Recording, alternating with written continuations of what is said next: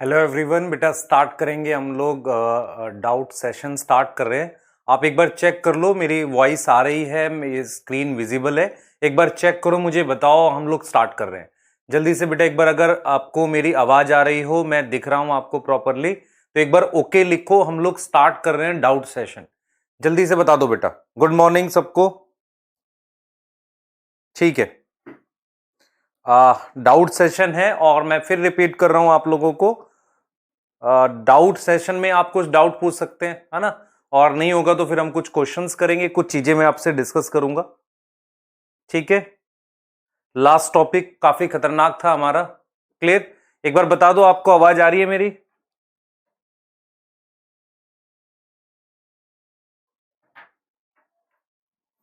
ठीक है बेटा, साउंड आ रही है आपको।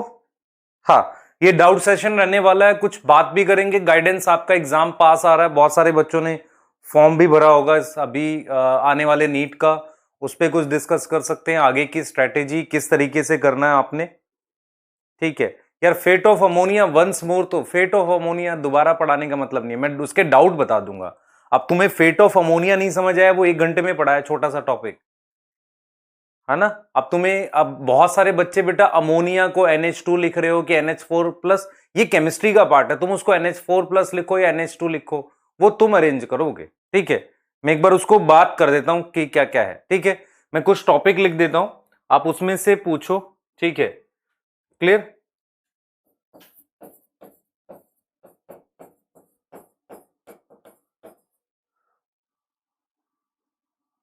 Reductive ammunition. बच्चे PYQs को कहां से करना है, मैं कुछ चीजें लिख रहा हूं, ध्यान से देखो बेटा। कुछ चीजें लिख रहा हूं। सबसे पहले PYQ। सबसे पहला सवाल, डाउट सेशन है लेकिन PYQ कितने करने हैं बेटा। 2013 ऑनवर्ड ये काम के हैं। हम आपको पुराने भी करा देते हैं, लेकिन 2013 ऑनवर्ड।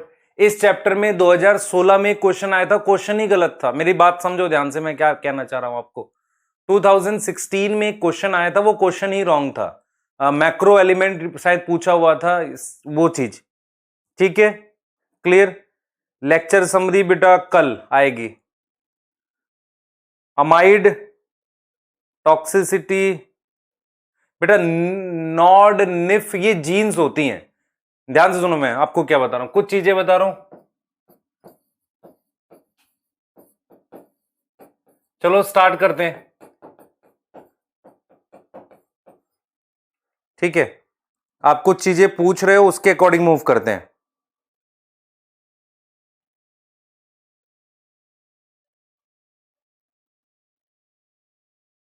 बेटा एक बच्चे लिखते हैं जो आई एम नॉट ड्रॉपर, या आप समझो ध्यान से, ये बैच ड्रॉपर बैच है ना। इसमें जिन्होंने ड्रॉप किया वो बच्चे पढ़ रहे हैं, या मान लो क्लास 12th वाले भी कुछ बच्चे इसमें पढ़ रहे हैं। इस बात का कोई मतलब नहीं होता कि आप ड्रॉपर हो कि नहीं। आपको तो मतलब जो पढ़ाया जा रहा है वो पढ़ना है अच्छे से। अब उसमें कुछ बच्चे अपने आप को ऐसा शो करते हैं कि सर हम तो एकदम नए हैं। नए का क्या मतलब, आप 5th क्लास में थे पहले क्या? मतलब आप 11th-12th में थे ना आप, या 11 पास किए हुए बच्चे हो ना, या आपने कुछ भी नहीं पढ़ा, तो सुन तो सकते हो ध्यान से। वो चीजें बेटा, जैसे बहुत सारे बच्चे ऐसा बिहेव करते हैं कि जैसे उनको कुछ भी नहीं पता चलता है ऐसे। अब मुझे एक चीज बताओ, अब मैं कुछ चीजें लिख रहा हूं यहां पर। फेट ऑफ अमोनिया, वाह बेटा। देखो मैं एक चीज और क्लियर कर रहा हूं, आप में से बहुत सारे बच्चे सेम डे लेक्चर नहीं देखोगे तो बैकलॉग हो जाएगा। बैकलॉग हो जाएगा तो चैप्टर छूटने लगेंगे, आप टेस्ट नहीं दे पाओगे। सबसे पहले मैं कुछ चीज क्लियर करूं।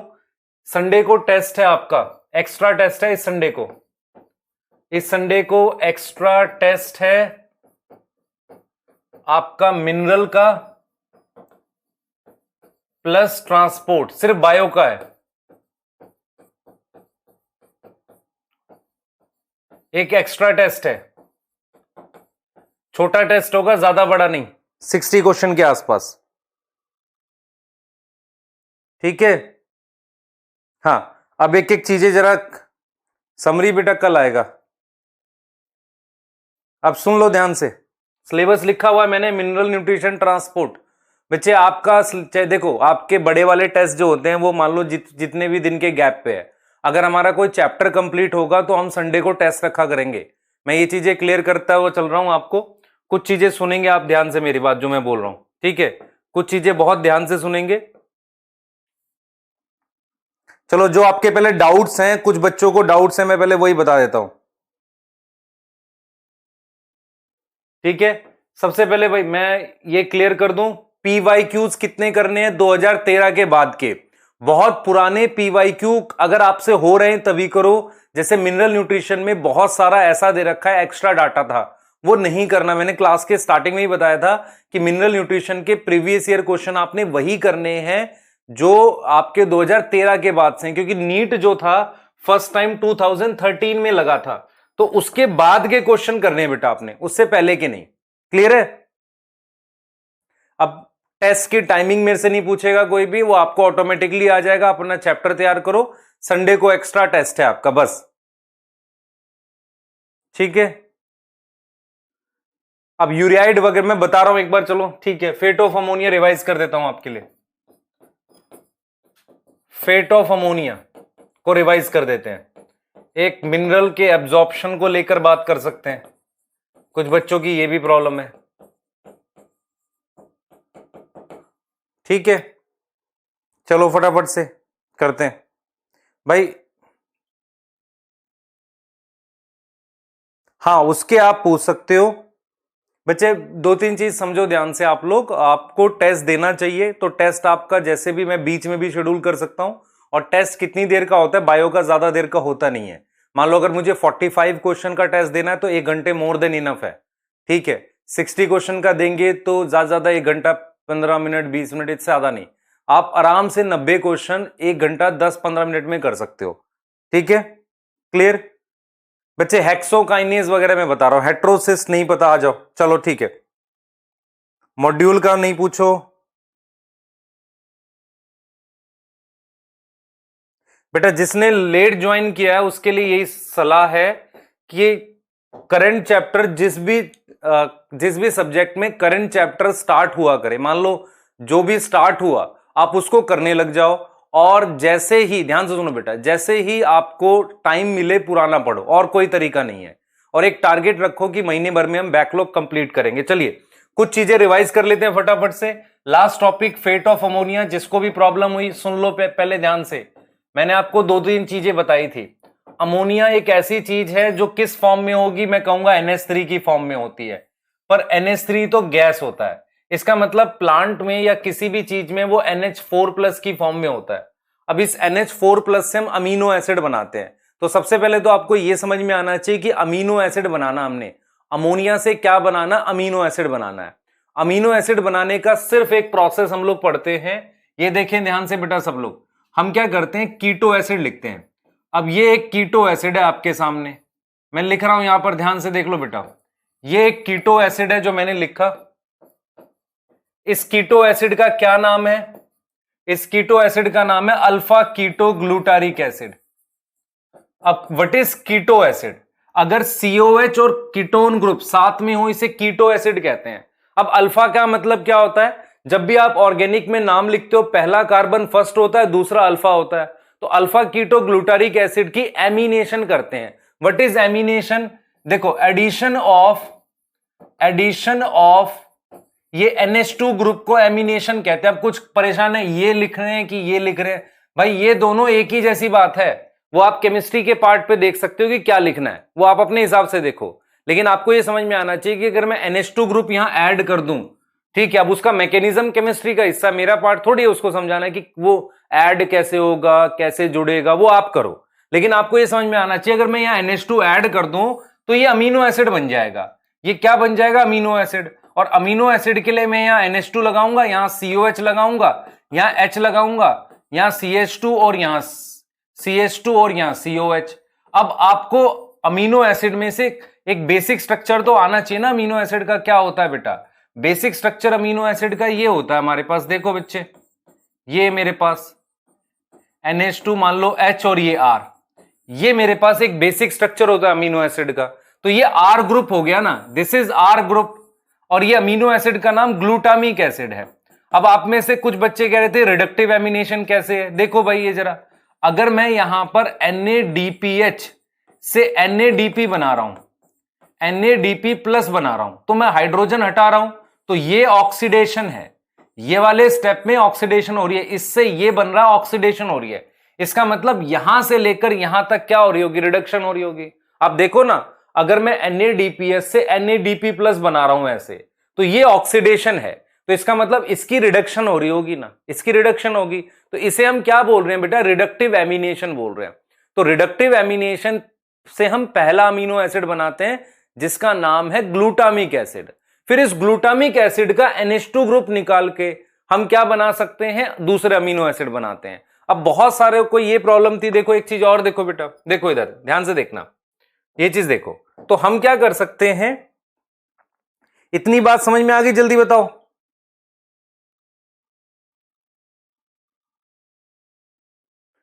बोलो बेटा, इतनी बात समझ में आ गई। अब NADPH की फुल फॉर्म क्या करोगे बेटा, अभी याद कर लो उसे, nicotinamide adenine dinucleotide. मैं फुल फॉर्म बता देता हूं, लेकिन जो चीज जिस चैप्टर में आएगी वहां के लिए वेट किया करो, ठीक है, क्लियर। ये रिडक्टिव एमिनेशन है, यहां रिडक्शन प्लस एमिनेशन हुई है, यहां तक क्लियर है।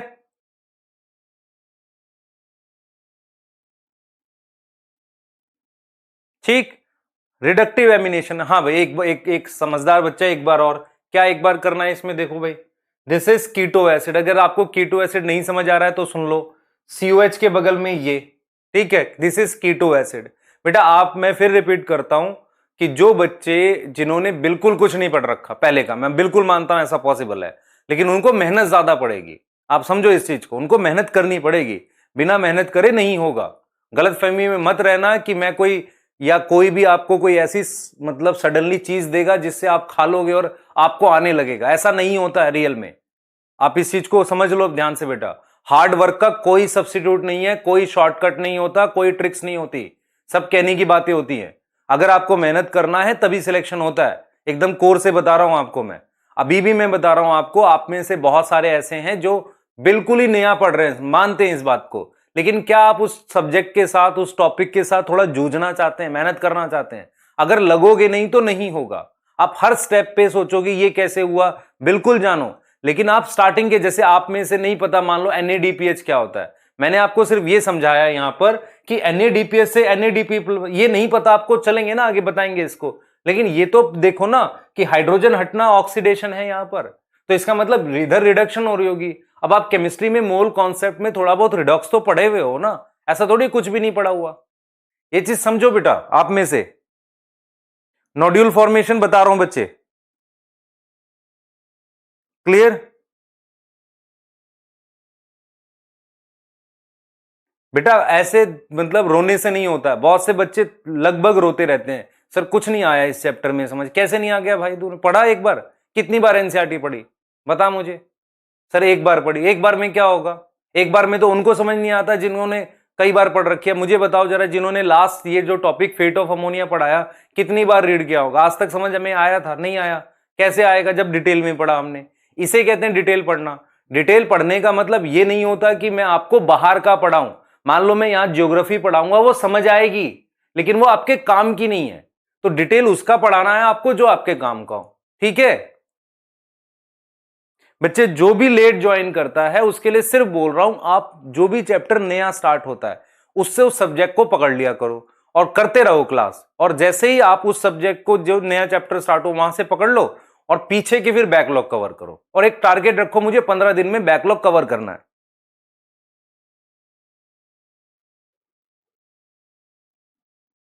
ठीक है। हाँ, आप बैक्टीरियोइड को लेके मैं बता देता हूं। देख बेटा, बैक्टीरियोइड को लेके एक बार जरा इसको कंप्लीट कर ले, फिर बात करते हैं। देखो हमने आपको यही समझाया। अब क्या होगा कि मैं आपको ऐसे लिखूंगा तो अच्छा लगेगा।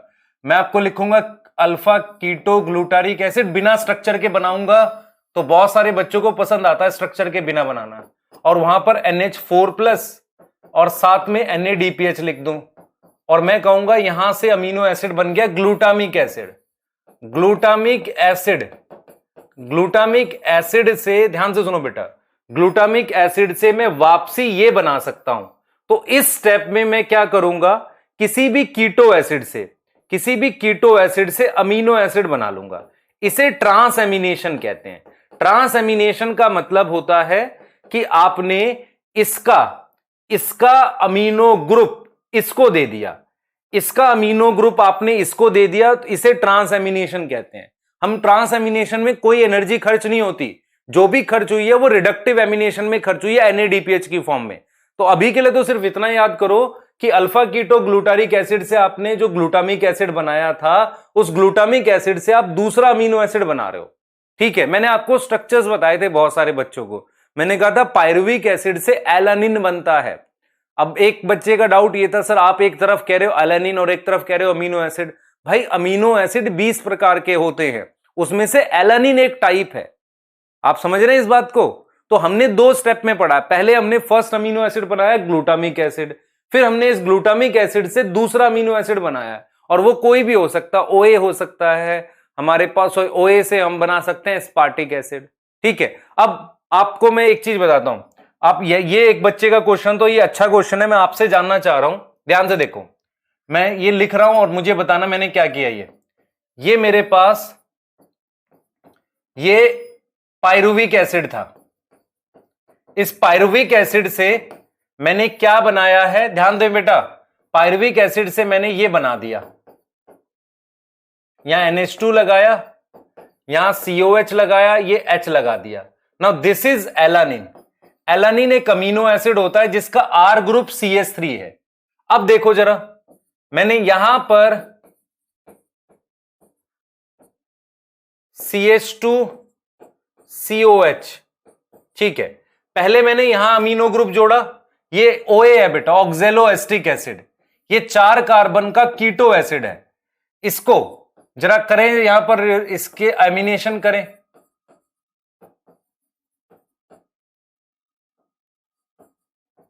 ये बन गया, ये क्या था, एस्पार्टिक एसिड। याद करो, एस्पार्टिक एसिड बनाया था। अब एस्पार्टिक एसिड से हम क्या करेंगे, यहां एक और एमिनेशन करी। अब मैंने यहां CONH लिखा था, आप CONH2 लिख दो, वो आपकी है बेटा हेडेक। देखो एक चीज समझो, केमिस्ट्री वाले पार्ट में मैंने बॉन्ड अगर एक आध इधर उधर लिखी, मेरा थोड़ी है बेटा, ये तो आपका पार्ट है ना, कि आप समझो उसको कि कैसे करना है हमने। तो ये चीज मान लो, यहां CH2 लिखा, यहां आप CONH2 लिख दो, कोई बात नहीं, अमाइड बना दो। ठीक है, क्योंकि आपको वैलेंसी पूरी करनी होगी इसकी नाइट्रोजन की, कर लो वो आपकी, ठीक है। पर अमाइड का मतलब यहां नाइट्रोजन आ गया ना, तो मैंने ये लगा दिया। अब इसका नाम एस्पार्जीन है। तो एस्पार्जीन क्या है, एस्पार्टिक एसिड से बना हुआ अमाइड है। तो मैंने एक एमिनेशन यहां करी और एक एमिनेशन यहां करी। अब चाहे यहां CONH लिखा हो, चाहे CONH2 लिखा हो, आप देखो ना उसे, क्योंकि अमाइड मैंने बोल दिया, तो अमाइड का मतलब है आपने CONH बॉन्ड बनाना है, CONH बॉन्ड बनाना है, CONH बॉन्ड, ये अमाइड बॉन्ड होता है, C डबल बॉन्ड ONH, ये बॉन्ड बनाना। आप चाहे यहां पर आप एक्स्ट्रा लिखो, क्योंकि इसकी वैलेंसी पूरी नहीं होगी, वो आप कर लो। ठीक है, मैं बेटा वैलेंसी वाले काम मैं नहीं करूंगा ना, तो ये तो बायो पढ़ा रहा हूं मैं इसमें। दूसरी चीज, अब ये एस्पार्जीन बन गया जो एक अमाइड है। एक बच्चे का सवाल ये था कि हम इसका अमाइड क्यों नहीं बना रहे, इस वाले का अमाइड क्यों नहीं बना रहे, यहां भी तो COH ग्रुप है। यही सवाल मैं आपसे पूछ रहा हूं, मैं इससे अमाइड क्यों नहीं बना रहा हूं, मैं अमाइड सिर्फ इससे बना रहा हूं, क्यों बताओ जरा।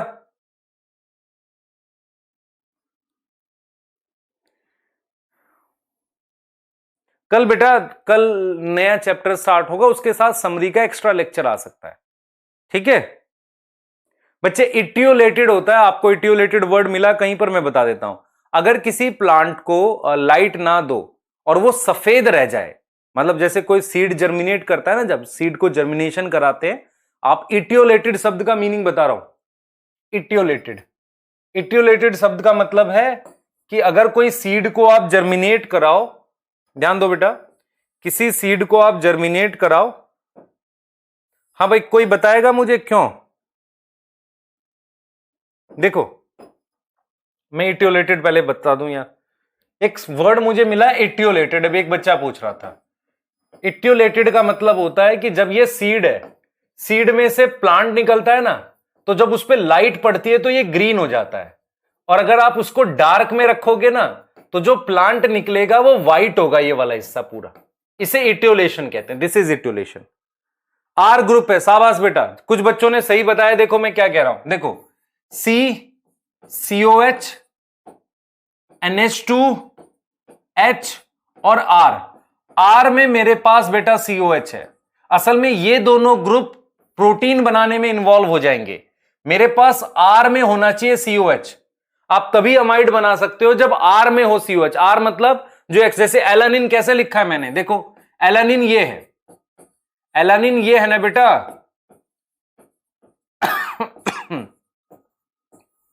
This is alanine.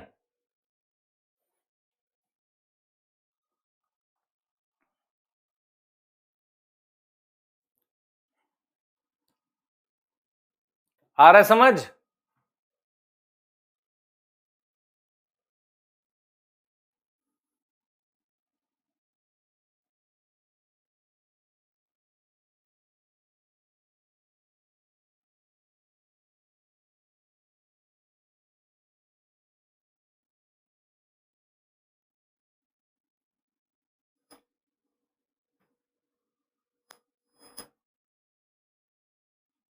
बोलो बेटा,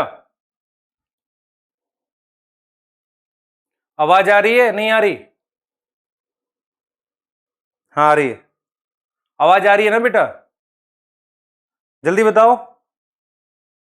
हाँ मैं सिर्फ ये कह रहा हूं आपको कि ये दो R ग्रुप में CH3 है, ये दोनों ग्रुप प्रोटीन बनाने में इन्वॉल्व हो जाएंगे, तो आपको इस वाले में होना चाहिए COH, तब अमाइड बनेगा। क्लियर? हाँ ठीक है, क्लियर। दूसरी चीज अब इटियोलेशन बता दिया, एक बच्चे ने पूछा था।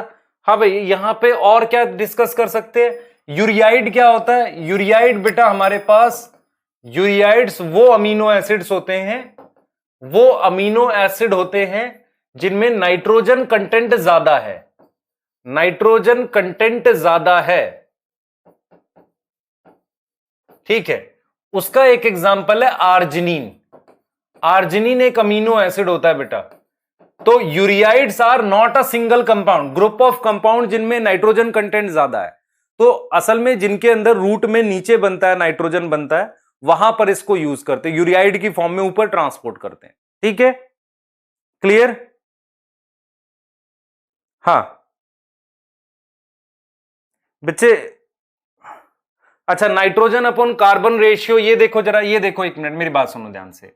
मान लो मैंने एक अमीनो एसिड लिखा, ये मैंने यहां पर अमीनो एसिड लिखा, ये देखो ये एक अमीनो एसिड है, ये एस्पार्टिक एसिड है, ठीक है। और मैंने एक लिखा एस्पार्जीन, आप खुद देखो एक बार जरा, ये एस्पार्जीन लिख दिया मैंने।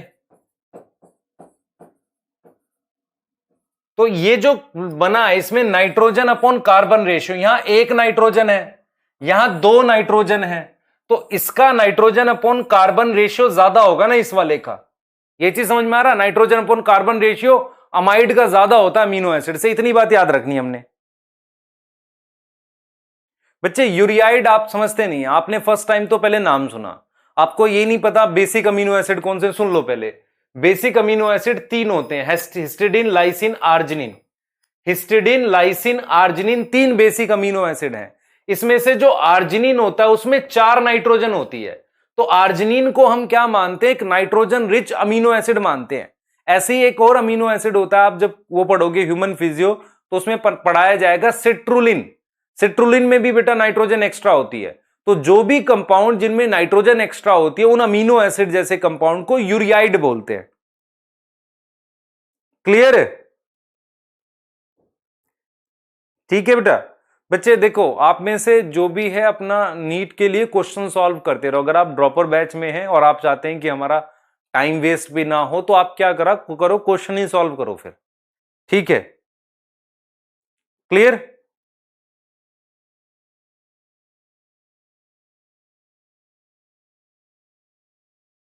बेटा हेट्रोडाइमेरिक प्रोटीन, बच्चे मैं फिर रिपीट करूंगा, डाई बैक का मतलब होता है किसी प्लांट के पार्ट को ऐसे गिर जाना।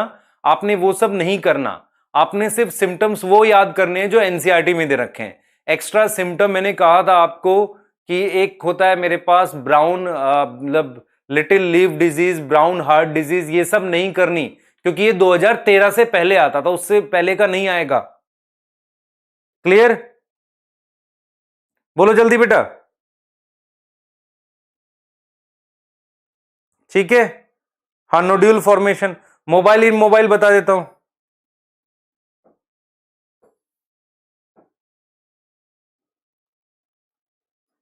कौन सी साइकिल में मिस्टेक थी भाई? एक लिख रहा है कि सर थोड़ा हंसा करिए। किस पे हंसो, तुम पे हैं? बताओ बेटा। आप समझो इस बात को, आप ड्रॉपर में पढ़ रहे हो या आप अगले साल के लिए टारगेट कर रहे हो या मान लो इस साल भी दोगे, तो आप सीरियस हो, मैं भी सीरियस हूं ना आपके लिए। ठीक है, हाँ। ये कोई वो नहीं है ना कि आपका 1 मिनट भी ऐसे वेस्ट। आपको मोटिवेट कर सकते हैं कि पढ़ो, है ना, यही बेस्ट रहेगा हमारे लिए। ठीक है, चलो क्रिटिकल कंसंट्रेशन देखते हैं भाई। एक बच्चे का क्रिटिकल कंसंट्रेशन का भी क्वेश्चन है। क्रिटिकल कंसंट्रेशन क्या होता है? क्या है क्रिटिकल कंसंट्रेशन? सबसे पहले क्रिटिकल कंसंट्रेशन सॉइल में है बेटा। हम लोग यहां पे ऐसे देख रहे हैं, हम ये कह रहे हैं ये वो कंसंट्रेशन है। आप देखो ना, मैं यहां पर ग्रोथ लिख रहा हूं, आप में से शायद बहुत सारे बच्चों ने ध्यान नहीं दिया, यहां कंसंट्रेशन लिख रहा हूं। मान लो ग्रोथ बढ़ रही है, जैसे जैसे कंसंट्रेशन बढ़ा रहा हूं। लेकिन अगर मैं यहां से वापसी आऊंगा तो सिम्टम्स दिखेंगे। मतलब क्या हुआ? जैसे अगर मैं यहां कंसंट्रेशन बढ़ा रहा हूं तो ग्रोथ बढ़ रही है, मैं वापसी आऊंगा तो उस पे डेफिशिएंसी सिम्टम आएंगे। क्लियर? डेफिशिएंसी क्या आएंगे? सिम्टम आएंगे। अनुज पटेल, मैंने ट्रांस एमिनेशन बता दिया है दोबारा।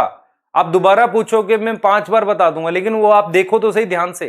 ट्रांस वर्ड का मतलब होता है बदलना, एमिनेशन का मतलब अमीनो ग्रुप को एक से निकाल के दूसरे पे निकाल लगाना। ठीक है, हाँ सुन लो ध्यान से बेटा। क्रिटिकल कंसंट्रेशन का क्या मतलब होता है, सुनो।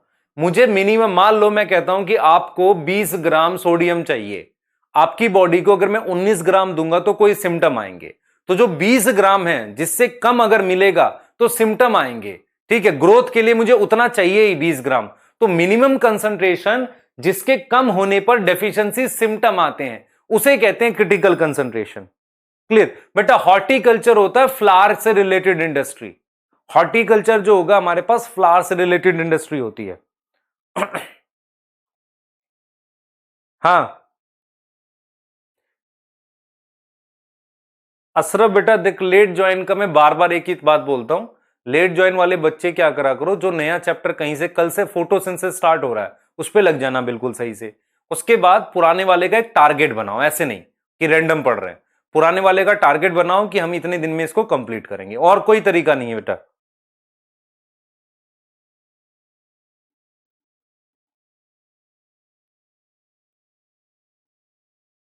बच्चे फेट ऑफ अमोनिया मैंने बता दिया, अभी फिर से डिस्कस करके मैं दोबारा आप ऑलरेडी बता चुका हूं जिन्होंने लेट ज्वाइन किया अभी। हाइड्रोपोनिक्स,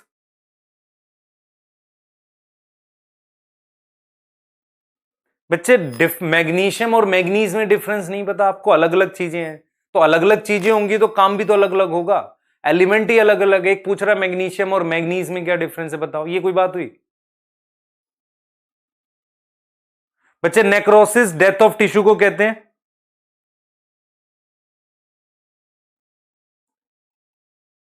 हाँ आ जाओ जरा।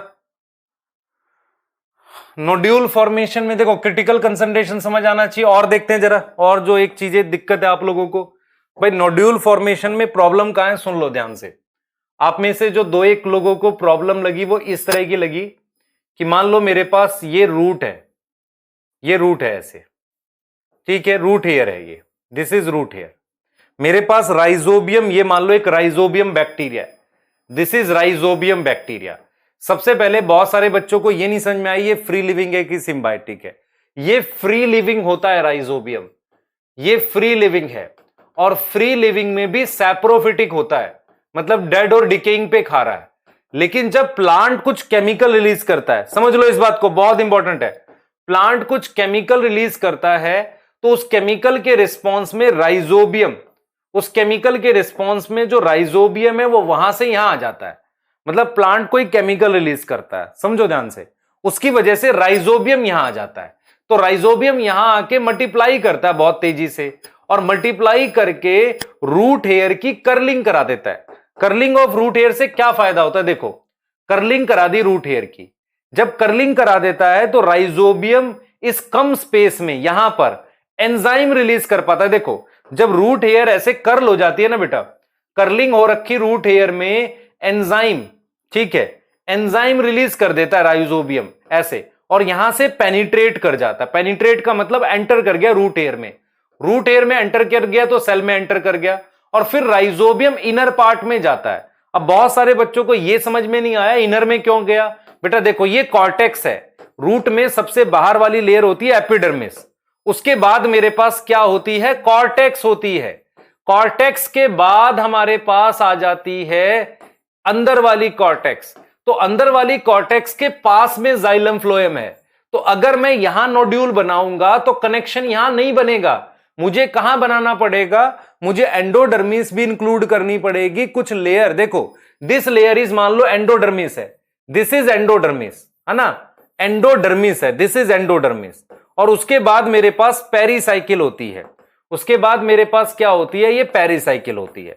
अब यहां से राइजोबियम, यहां से राइजोबियम का जो ये धागा है इसे इन्फेक्शन थ्रेड कहते हैं। What is infection thread, rhizobium ऐसे डिवाइड करता हुआ आगे बढ़ रहा है, फिर वो अंदर जाकर अलग अलग डायरेक्शन में मूव कर जाता है और यहां पर डिवीजन प्रमोट करता है।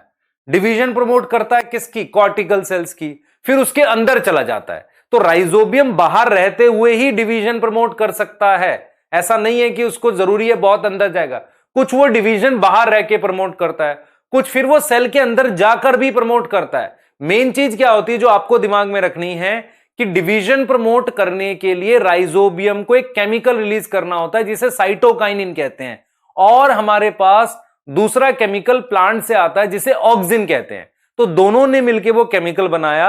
अच्छा, राइजोबियम एक टाइम के बाद, देखो राइजोबियम इस सेल में घुस जाएगा। किस सेल में घुस गया, मैं रिपीट करूंगा एक बार फिर से। देखो राइजोबियम फ्री लिविंग होता है, जब प्लांट उसे बुलाता है तो सिंबायोटिक हो जाता है, उसके बाद वो इन्फेक्शन थ्रेड बनाकर अंदर चला जाता है। वो यहां क्यों नहीं कर रहा डिवाइड, यहां इसलिए नहीं कर रहा क्योंकि अंदर की तरफ अगर नोड्यूल बनाएगा तो वो क्या करेगा, नोड्यूल बनाएगा। व्हाट इज नोड्यूल, नोड्यूल क्या होगा मैं आपको दिखाता हूं। देखो मान लो ये रूट है, इस रूट में अगर अंदर डिवीजन ज्यादा हो तो इस तरीके से फूल जाएगा, इस फूले हुए स्ट्रक्चर को नोड्यूल बोलते हैं। अगर आप यहां पर सेल्स को खूब ज्यादा डिवाइड करा दोगे तो जो स्ट्रक्चर बनेगा उसे नोड्यूल कहते हैं।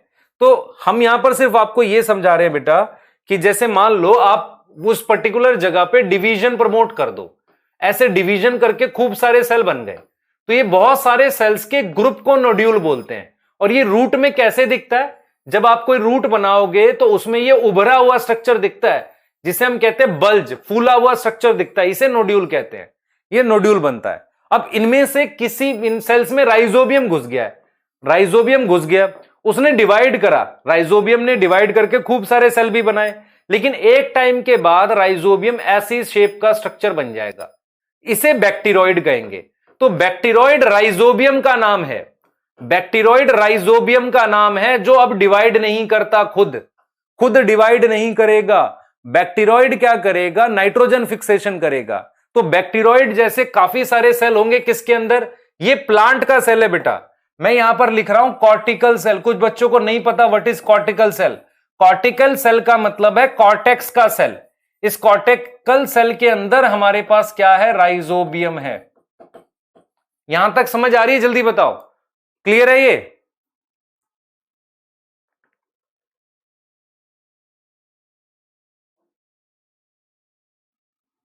बेटा बैक्टीरॉइड बैक्टीरिया है, rhizobium, cortical cell plant cell है। कॉर्टिकल सेल के अंदर बैक्टीरिया जाएगा, थोड़ा बहुत डिवाइड करेगा, फिर डिवाइड करना बंद कर देता है, अपने बाहर एक मेम्ब्रेन बनाता है। अब सवाल यह है कि राइजोबियम ने किसको डिवाइड करा है, अंदर के कॉर्टेक्स सेल को। जब बहुत सारे सेल बन जाते हैं उसे नोड्यूल कहते हैं। उनके अंदर उसने क्या किया है, उनके अंदर उसने क्या किया बेटा, ये जो मतलब मेरे पास है ना राइजोबियम, इसने अपने बाहर एक मेम्ब्रेन बना लिया अलग से, उस पर लेग हेमोग्लोबिन लगाया है। अच्छा, नाइट्रोजिनेज के ग्लाइसिन मैक्स, बेटा सुन लो ध्यान से, अब सोयाबीन का साइंटिफिक नाम ग्लाइसिन मैक्स है। आपको नहीं आना चाहिए साइंटिफिक नाम सारी चीजों का। आप में से बहुत सारे बच्चे परेशान रहते हैं, मैं बताता हूं। कुछ बड़ी कोचिंग्स में क्या करते हैं, आप बच्चों को कंफ्यूज करने के लिए उस चीज का साइंटिफिक नाम लिख देते हैं। उससे उनको लगता है बच्चों को कि क्या हमें सारे साइंटिफिक नाम याद करने चाहिए, वो मुझे भी याद नहीं, क्या जरूरत है। जितने आपके एनसीईआरटी में दे रखे हैं वही साइंटिफिक नाम याद करने।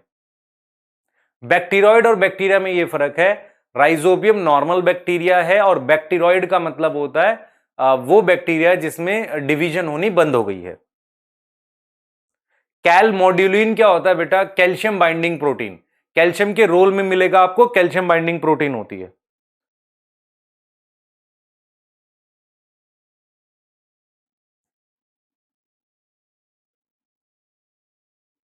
एक मिनट बेटा,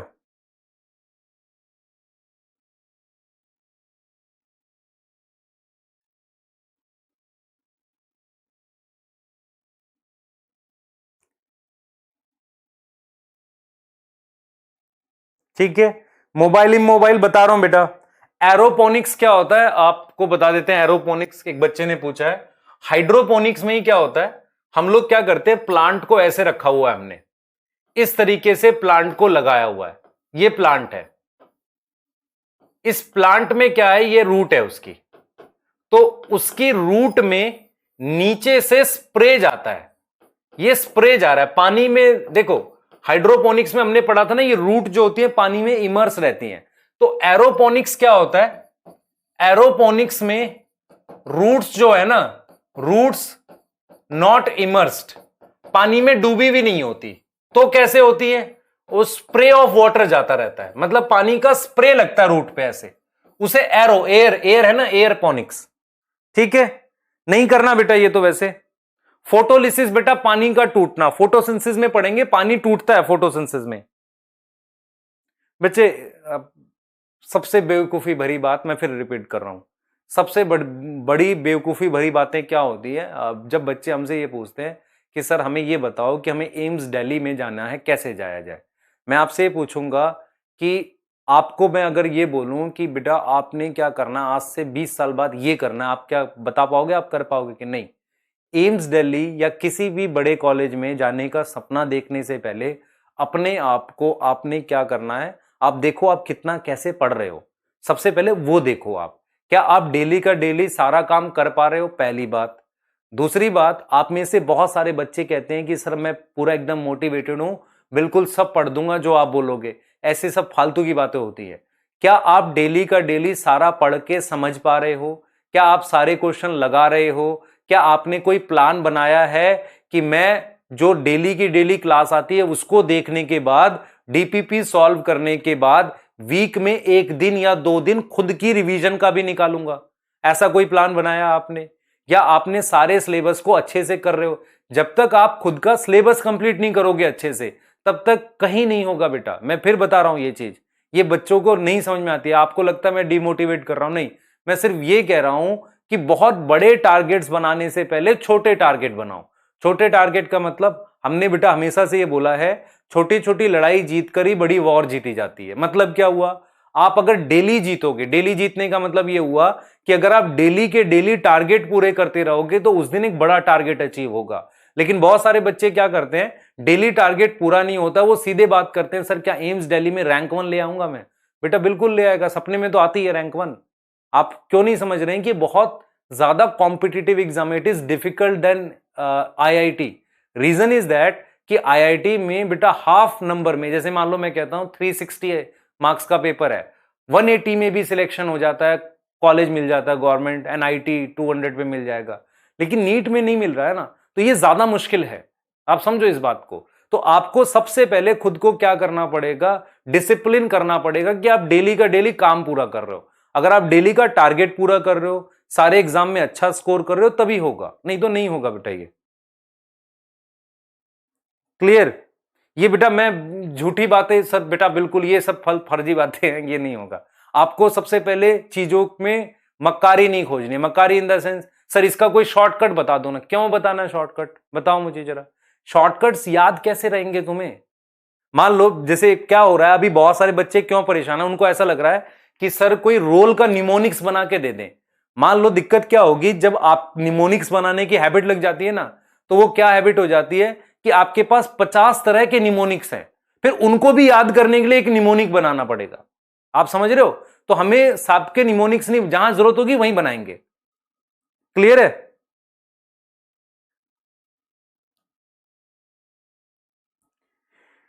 बच्चे, हाँ एक दो चीजें जो बच्चे पूछ रहे हैं, ग्राम पॉजिटिव ग्राम नेगेटिव हम बैक्टीरिया वाले टॉपिक में पढ़ेंगे, ये बैक्टीरिया की टाइप होती है। एक बच्चे ने हेट्रोसिस्ट पूछा था, हेट्रोसिस एक स्पेशल स्ट्रक्चर बनता है साइनोबैक्टीरिया में जहां नाइट्रोजन फिक्स होती है, ठीक है। डाइवर्स का मतलब बहुत ज्यादा, डाइबैक नहीं करो, डाइबैक का मतलब होता है प्लांट ऐसे खड़ा है वो वैसे गिर गया, उसे डाइबैक कहते हैं। क्रिटिकल कंसंट्रेशन बता दिया। इज एनसीईआरटी इज सफिशिएंट 100%, कुछ भी कहो मैं बिल्कुल रेडी हूं इस बात को मानने के लिए 100%।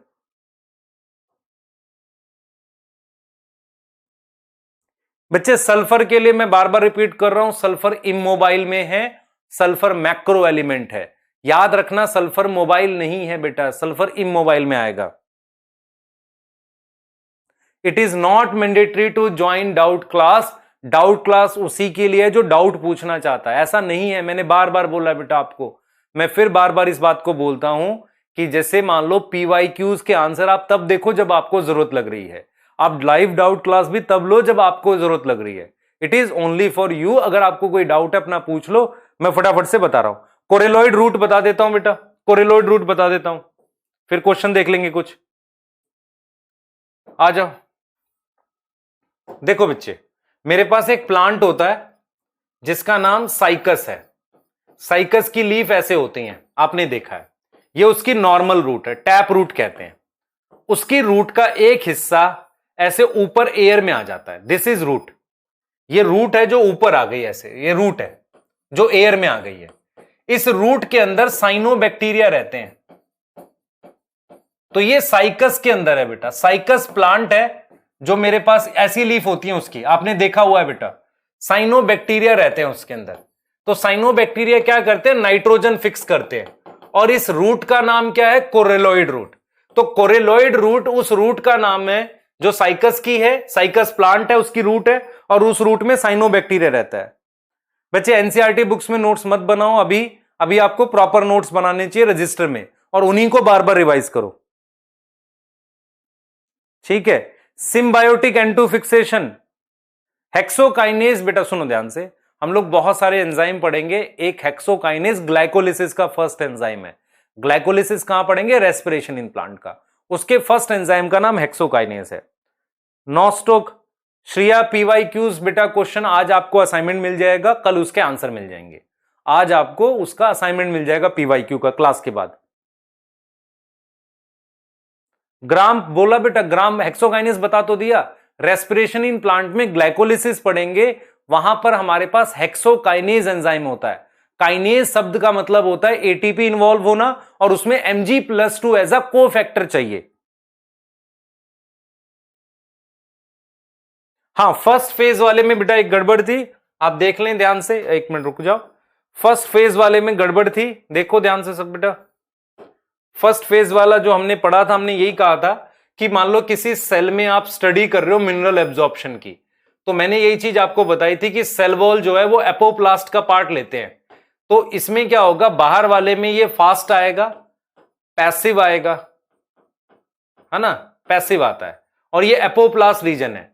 अंदर जाना जो होगा बेटा वो एक्टिव होगा। एक्टिव क्यों होगा, क्योंकि पंप की मदद से जाएगा, और इस अंदर वाली जगह को क्या बोलते हैं, सिम्प्लास्ट बोलते हैं। तो आपको ये समझ में आना चाहिए बेटा, बहुत सारे बच्चे इवन टीचर्स कंफ्यूज रहते हैं कि सिम्प्लास्ट एक्टिव होता है। मैं बार बार रिपीट करता हूं, एपोप्लास्ट और सिम्प्लास्ट जगह के नाम है। अगर आप रास्ते में जा रहे हो, आप कहते हो एपोप्लास्ट पाथवे, इसका मतलब ऐसी जगह से जाना जहां साइटोप्लाज्म नहीं है। सिम्प्लास्ट पाथवे, ऐसी जगह से जाना जहां पर साइटोप्लाज्म है।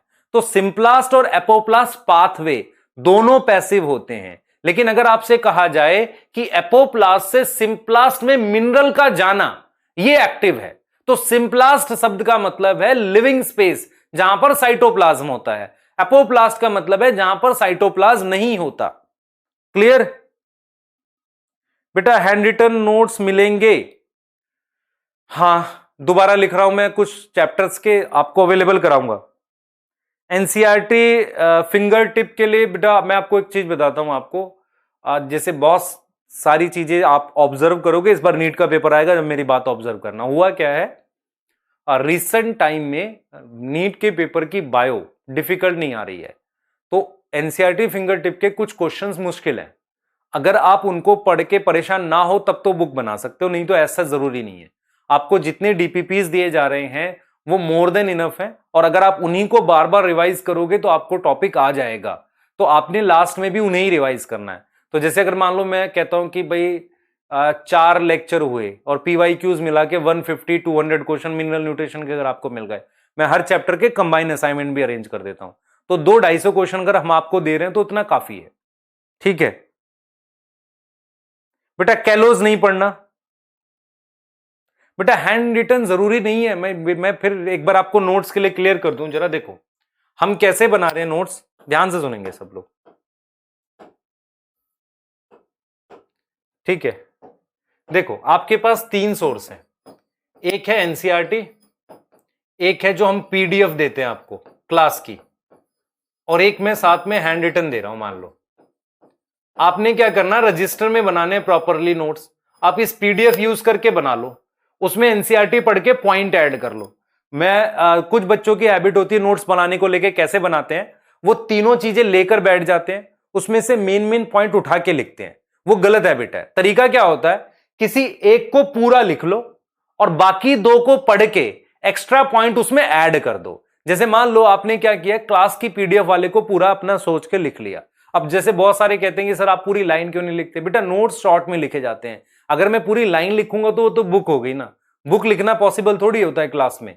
फिर क्या हो गया, तो आप क्या करा करो, क्लास के बाद उसी दिन लिखना है आपने, सेम डे आप नोट्स लिख रहे हो क्लास के साथ लिख लो, आप कोई एक चीज लिख लो नोट्स में। उसके बाद क्या करो, मान लो आपने एनसीईआरटी पढ़ी, आपको लगा सर ने ये पॉइंट शायद एनसीईआरटी से नहीं लिखा, तो आप क्या करो, उसको ग्रीन पेन से या पेंसिल से उसमें ऐड कर दो। फिर आपने मान लो हैंड रिटन मैंने भेजे हुए, उसमें आपको लगा सर ने ये पॉइंट नहीं दिया था तो ये एक्स्ट्रा बताया, तो उसको ऐड कर लो। तो आपके पास एक सिंगल सोर्स होगा जिसको आपने बार बार पढ़ना है एग्जाम के लिए। सबसे बड़ी मिस्टेक क्या होती है बच्चों के साथ, वो क्या करते हैं, एक ही चैप्टर के 3-4 अलग अलग टाइप के नोट्स पढ़ते रहते हैं। जब आप एक ही चीज को बार बार पढ़ोगे तब याद होगी वो। क्लियर है ये? आयरन बेटा, आयरन इमोबाइल होता है, मैं आपको लिख देता हूं। इमोबाइल के जो एग्जाम्पल हैं वो Fe है, बोरोन है, कैल्शियम है, सल्फर है। ठीक है, क्लियर? हाँ, कैल्शियम है, बोरोन है, आयरन है, सल्फर है और कॉपर भी होना चाहिए, ये इमोबाइल में आएंगे। क्लियर बेटा? नीट 2021 के लिए अगर आप इस बैच में हो तो अगर आप अभी से पढ़ना चाहो तो आप रिवाइज में क्वेश्चन कर लो, है ना, क्वेश्चन सॉल्व कर लो। बेटा एक चैप्टर को एक पेज में करने की जरूरत नहीं होती। अभी अभी क्या करना होता है आपने, मैं बार बार बोल रहा हूं, आपके जो खुद के नोट्स आप लिख रहे हो उनको बार बार रीड करो। आपने मान लो एग्जाम तक उसे 10 से 15 बार पढ़ लिया, अच्छे से याद कर लिया है, तो जब आप आंख बंद करोगे वो नोट्स उस पेज पे दिखेंगे आपको, ये फैक्ट है। अगर नहीं दिख रहे हैं तो इसका मतलब आपने अच्छे से याद नहीं किया। पे नोट्स चाहे 1 पेज में हो चाहे 100 पेज में हो, अगर आपको याद है तो आपको वहां याद आएगा। ठीक है, बैक्टीरियोइड बेटा देख एनसीईआरटी में तो लिखा है डिवाइड करवाता है, ठीक है, पर कायदे से क्या होता है कि देख बैक्टीरियोइड खुद डिवाइड नहीं करेगा, आपने ये जरूर याद रखना है। बैक्टीरियोइड पेरिसाइकिल और कॉर्टेक्स को डिवाइड करा सकता है, वो खुद डिवाइड नहीं करता है। बेटा मॉड्यूल के लिए आप वहां पे बात करें, देखें। हाँ, ये एक प्रॉब्लम है, बहुत सारे बच्चों को समझ नहीं आता कि लेक्चर के साथ लिखना है या बाद में लिखना है। मेरा अभी भी मानना होता है कि आप लेक्चर देखते वक्त देखा करो उसे सिर्फ ध्यान से, और अगर नॉर्मल स्पीड पे देखो तो अच्छा रहेगा, बढ़ा के देखो जैसा आपको। नोट्स उसके बाद लिखने की कोशिश किया करो। अब कुछ कहेंगे समय लगेगा, बेटा पढ़ाई समय मांगती है, ठीक है, क्योंकि अगर आप देखो ध्यान से, आप लिखना और साथ के साथ लेक्चर देखना दोनों साथ में नहीं कर सकते, ठीक है, तो उसमें गलतियां होने के चांस होते हैं।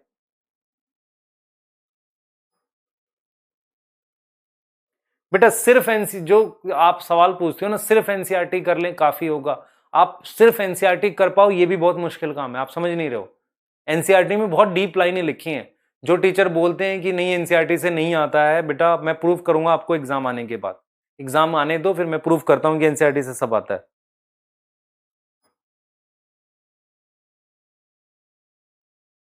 हाँ बेटा सफिशिएंट है।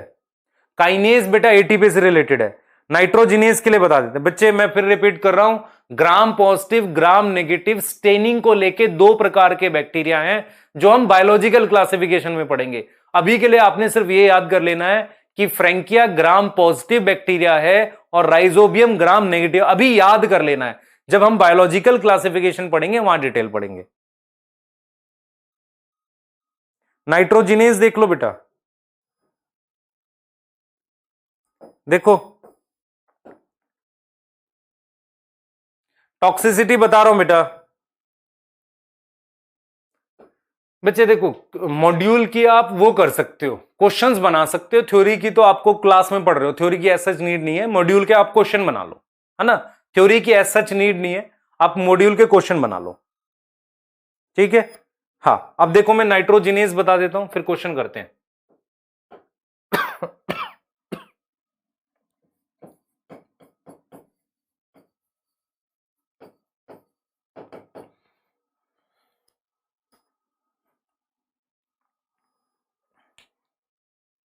देखो बेटा, नाइट्रोजिनेज क्या है? नाइट्रोजिनेज सबसे पहले एंजाइम है, एक ऐसा एंजाइम जो नाइट्रोजन गैस को अमोनिया में कन्वर्ट कर सकता है। पहली बात तो ये याद रखनी है। नाइट्रोजिनेज एक ऐसा एंजाइम है जिसमें मॉलिब्डेनम और आयरन होता है, तो इसको एमओएफई प्रोटीन कहते हैं, एमओएफई प्रोटीन कहते हैं। दूसरी बात, नाइट्रोजिनेज में कई सब यूनिट होती हैं। सब यूनिट का क्या मतलब होता है? देखो एक चीज समझना ध्यान से बेटा, देखो ये प्रोटीन है, मान लो दिस इज प्रोटीन। अगर कुछ एंजाइम सिंगल प्रोटीन के बने होते हैं, कुछ एंजाइम कई प्रोटीन के बने होते हैं, तो इसे मल्टी सब यूनिट एंजाइम कहते हैं। इसको हम क्या बोलते हैं? मल्टी सब यूनिट एंजाइम बोलते हैं। यहां तक समझो बेटा इस बात को। तो ये हमारे पास क्या है? मल्टी सब यूनिट एंजाइम है। आप समझो इसे, तो ये प्रोटीन है, ये मल्टी सब यूनिट एंजाइम है, ठीक है, ये मल्टी सब यूनिट एंजाइम है। तो आपके सामने क्या है बेटा? आपके सामने क्या है? ये मल्टी सब यूनिट एंजाइम का मतलब होता है एक से ज्यादा प्रोटीन वाला। तो ये जो नाइट्रोजिनेज है, इसमें कई प्रोटीन की सब यूनिट होती हैं। उसके साथ, वैसे तो 2 होती हैं वैसे तो, उसके साथ साथ आपने याद रखना है इसमें आयरन मॉलिब्डेनम होता है। ये सिर्फ प्रोकैरियोटिक सेल में मिलता है, यूकैरियोट में भी नहीं मिलता, सिर्फ प्रोकैरियोटिक सेल में मिलता है। आप समझ लो इस बात को, सिर्फ प्रोकैरियोटिक सेल में मिलेगा ये, ठीक है। अब उसके साथ इसमें मॉलिब्डेनम और Fe होता है और ये नाइट्रोजन को NH3 में कन्वर्ट करता है। इतनी चीज याद करनी है बेटा। मैंने ये नहीं बोला आपको कि ये लेना जरूरी है, वो लेना जरूरी है। आपके पास जो सोर्सेज है पढ़ो। We are providing you a sufficient number of question in DPPs so that anything other than that is not compulsory. मैं ये कह रहा हूं आपको सिर्फ। क्लियर है बेटा?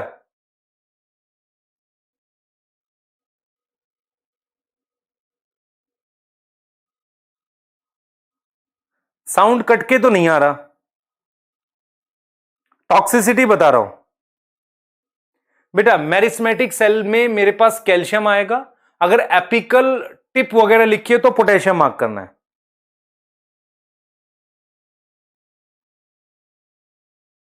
नहीं बेटा, मेरे पे डिपेंड होके आप, एक बच्चे का मैसेज है, can I score full on depending on you? कभी नहीं, 0 आएंगे। आपको खुद पे डिपेंड होना है। जब तक आप खुद नहीं पढ़ोगे कुछ नहीं होगा। मैं सिर्फ समझा सकता हूं, ठीक है। ये बातें नहीं करो कि सर क्या मैं 360, मेरे को इन बातों से बिल्कुल बेकार लगता है। मैं क्लियर बोल रहा हूं, जो आपको पढ़ाया जा रहा है it is sufficient to score maximum, but maximum आप तय करोगे कितना है। वो 200 भी हो सकता है 360 में से, 360 भी हो सकता है, वो आपकी मेहनत है, ठीक है। लेग हेमोग्लोबिन क्या है बेटा? लेग्यूम प्लस लेग्यूमिनस प्लांट कौन से होते हैं? मटर। मटर लेग्यूमिनस प्लांट है क्योंकि उसका फ्रूट लेग्यूम है। क्लियर है? हाँ, नाइट्रोजिनेज को बेटा एनारोबिक कंडीशन चाहिए। बच्चे आप लोग में से कुछ बच्चे इतने मतलब कहते हैं भोले टाइप के, उनको पता ही नहीं है कि हमें क्या करना है। मैं बेटा आपको बताता हूँ। देखो होता क्या है कि जब हम भी आपकी एज में थे, हमें कुछ पता नहीं चलता था कि यार हो क्या रहा है, ये मतलब क्या पढ़ना है, कैसे पढ़ना है। आप हमसे ये भरोसा कर सकते हो, जो आपको पढ़ाया जा रहा है वो कंटेंट 100% सही है, वही आएगा। आप उसको फॉलो करो, आप NCERT पढ़ो और फिर अपनी मेहनत दिखाओ, उस पर डिपेंड करता है, ठीक है। ठीक। हेट्रोसिस्ट विशाल, मैंने ऐसा नहीं बोला कुछ भी। सानिया, मैंने भी नहीं बोला कि आपके पास फिंगर टिप है नहीं है, ये सब मैंने नहीं बोला बेटा। हाँ, डिफरेंशिएटिंग का मतलब होता है कि जिस सेल से परमानेंट सेल बन रहे हैं, तो डिफरेंशिएटिंग और डिवाइडिंग। रिवीजन कैसे करें? नोट्स रिवाइज करें। बहुत सारे बच्चे पूछते हैं रिवीजन कैसे करें। मेरा ये मानना है कि आपने अगर नोट सही से बना लिया, उनको बार बार पढ़ते रहो, अपने आप रिवाइज होता रहेगा। अच्छा, फेरस और फेरिक में से आंसर फेरिक है बेटा। नीट में क्वेश्चन आया था, मैं आपको एक चीज बताता हूं, ध्यान से सुनो। देखो, हम हर साल क्या होता है बच्चे, पेपर जिस दिन होता है उस दिन की बनाते हैं, हम ही लोग बनाते हैं आंसर की। बहुत सारे, जब जैसे जिन भी कोचिंग्स में हम लोग थे वहां की हम लोग बनाते थे, मान लो। तो होता क्या है कि हर साल एक या दो क्वेश्चन में डाउट होता है।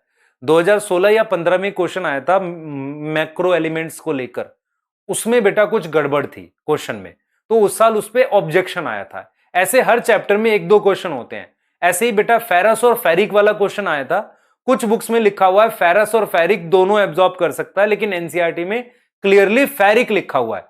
तो एनटीए ने जो आंसर की थी दी थी वो फेरिक आएगा आंसर। ठीक है, फेरिक आएगा बेटा। डीपीटी बता तो दिया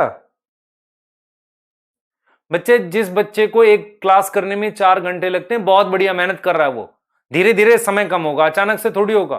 तुम में से बहुत सारे बच्चे क्या है, पेशेंस नहीं है उनमें। उनको लगता है कि यार आते ही हम लोग टॉप पे आ जाएंगे, ऐसा नहीं होता बेटा। आप जब तक नीचे नहीं है तब तक ऊपर टॉप पे कैसे मूव करेंगे? क्लियर है? हाँ, Fe+3 आएगा।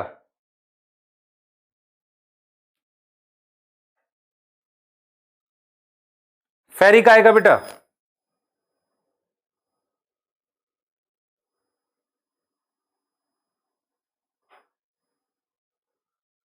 बेटा बैक्टीरिया नॉर्मल बैक्टीरिया होता है। साइनोबैक्टीरिया एक स्पेशल टाइप का बैक्टीरिया होता है जिसमें पिगमेंट्स होते हैं, जो क्या करता है, पिगमेंट की मदद से नाइट्रोजन फिक्स कर, मतलब पिगमेंट होते हैं, खाना बनाते हैं, उसके अलावा उनमें नाइट्रोजिनेज एंजाइम हो सकता है। शॉर्ट नोट्स अभी बनाने की जरूरत नहीं, अभी पहले पढ़ो तो सही सही से।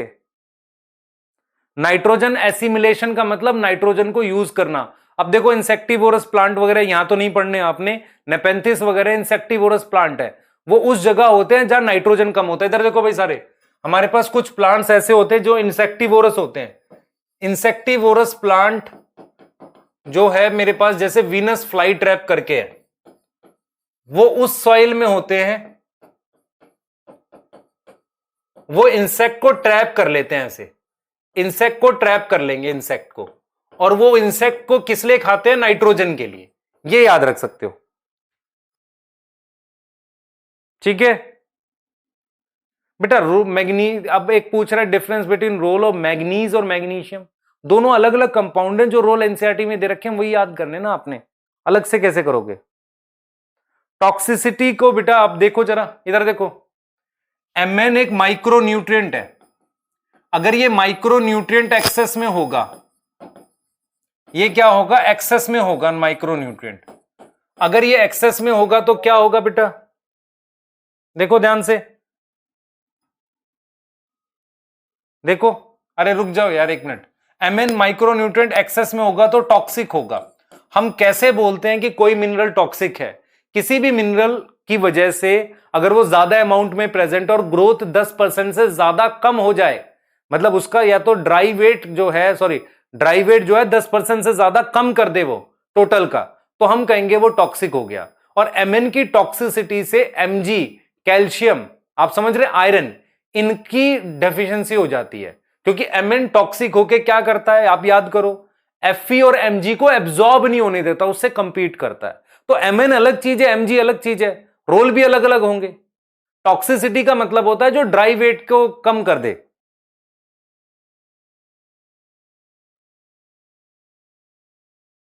ठीक है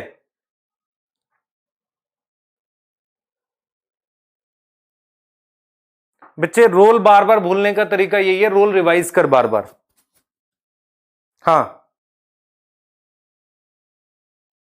एक मिनट बेटा, करा रहा हूं क्वेश्चंस।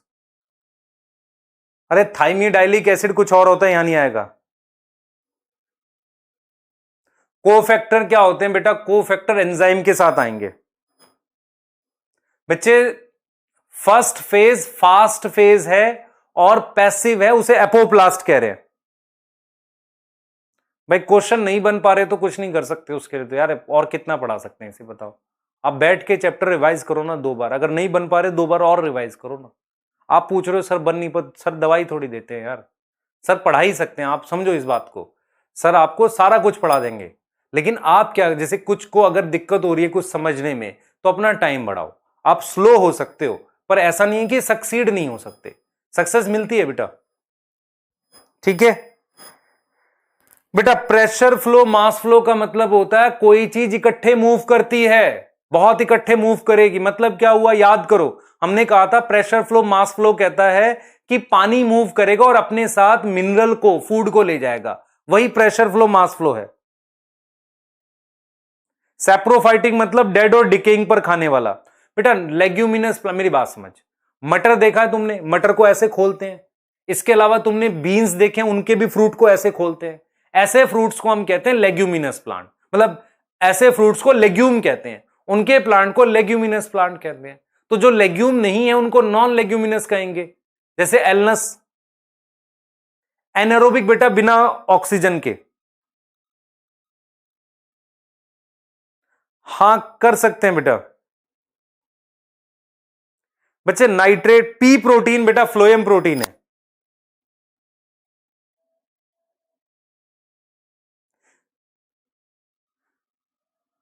बेटा पीवाईक्यू आपको मिल जाएंगे आज, आप खुद करोगे उसे।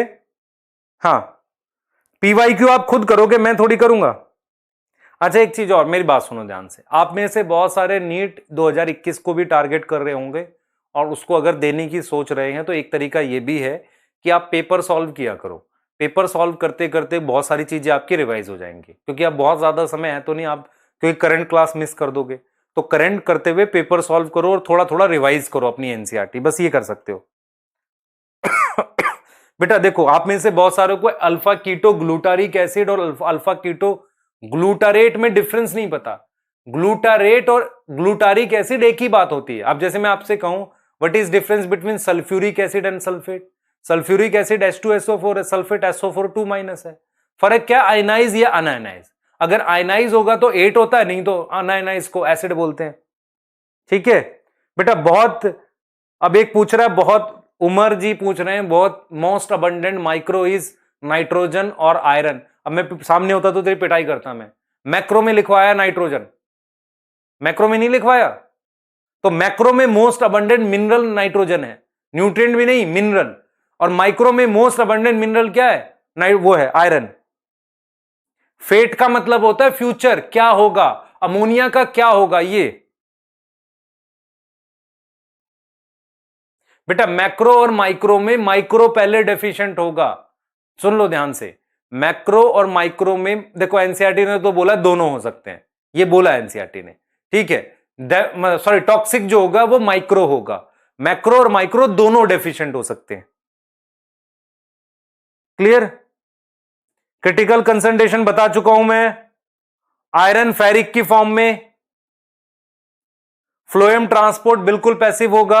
अब अगर मेरे से पूछोगे लॉन्ग आर की स्टडी कैसे कर सकते हैं, तो मैं सिर्फ एक बात बोलता हूं आपको, टारगेट सेट करके बैठोगे तो आपको पता नहीं चलेगा कितनी देर पढ़ लिया। ठीक है, एंथोसाइनिन पिगमेंट होता है बेटा, एंथोसाइनिन का एक पर्पल कलर का पिगमेंट होता है।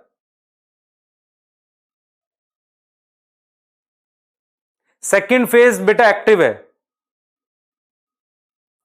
बेटा ऑक्सिन और साइटोकाइनिन प्लांट हार्मोन है जो नोड्यूल बनाने में मदद करते हैं। बच्चे सीएचओ प्लांट कैसे लेता है, CO2 की फॉर्म में। एक बच्चे ने पूछा है सीएचओ मिनरल क्यों नहीं है, क्योंकि वो सॉइल से नहीं आता, पानी के रूप में आता है और CO2 की फॉर्म में।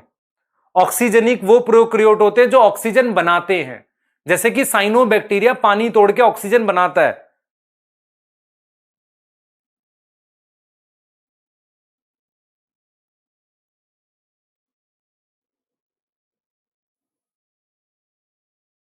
साकेत जी आप क्लास लीव कर सकते हैं यदि आपको टाइम, मैंने बोला नहीं, doubt session is not a compulsory session, it is voluntary. अगर आपको डाउट है तो आप पूछ सकते हैं आके, it is not compulsory session, आपके लिए डाउट सेशन है ये। ठीक है, हाँ, मोबाइल इमोबाइल में फिर बता देता हूं, एक बच्चा बहुत देर से पूछ रहा है, फैलोजन नहीं करना बेटा।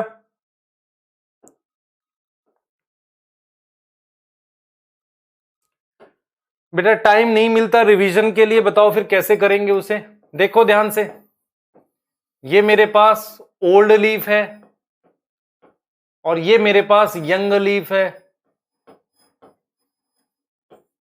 मिनरल सिर्फ यंग लीफ को चाहिए होता है, रिपीट कर रहे हैं, मेरे पास ओल्ड लीफ और यंग लीफ, इधर देखें भाई ध्यान से, मिनरल मेरे पास यंग लीफ में चाहिए होता है। तो अगर मान लो जमीन से मिनरल ना आए यंग लीफ के लिए, देखो इधर मिनरल मुझे सॉइल से यंग लीफ में चाहिए, अगर यंग लीफ को मिनरल ना मिले नीचे से और ओल्ड का यंग में चला जाए तो सिम्टम ओल्ड में आएंगे। अगर सिम्टम किसी भी मिनरल के ओल्ड लीफ में आते हैं तो वो मोबाइल मिनरल है।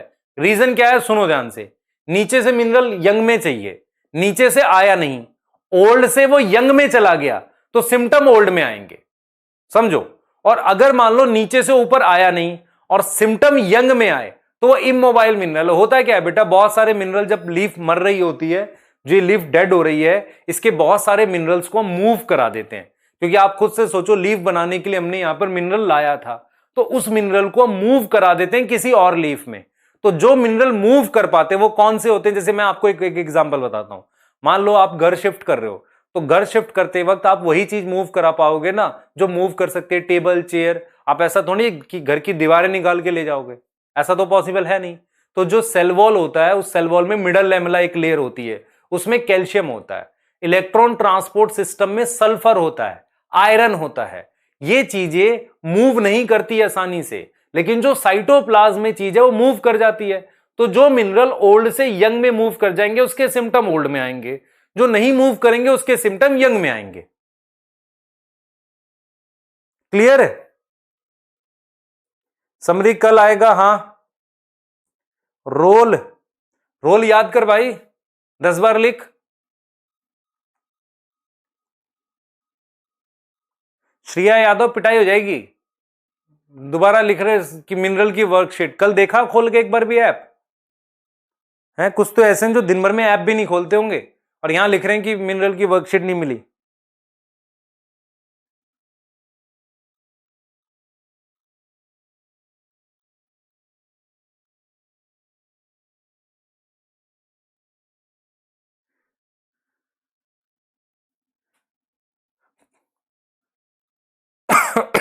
आ गई है भाई मिनरल की वर्कशीट। हाँ, राइजोबियम फायदे का। बेटा आप देखो, मेरी बात समझो ध्यान से, टेस्ट में मार्क्स कम आना गलत बात नहीं है, पर हमेशा कम आना गलत बात है, धीरे धीरे वो बढ़ने चाहिए। रोल ऑफ मिनरल्स, शाबाश, याद करना बेटा। चलो कुछ क्वेश्चंस करते हैं। थिसल फनल मैं बता चुका हूं, दोबारा देखो भाई, thistle funnel transport in plant का है। ऑस्मोसिस, बेटा देखो आप में से जिसको भी डाउट है, ऑस्मोटिक प्रेशर एक पॉजिटिव प्रेशर होता है जो पानी लगाता है, सोल्यूट लगाता है पानी को खींचने के लिए, that is osmotic pressure. Osmotic potential की नेगेटिव वैल्यू होती है। किसी भी जगह अगर ऑस्मोटिक प्रेशर +10 है तो ऑस्मोटिक पोटेंशियल -10 है।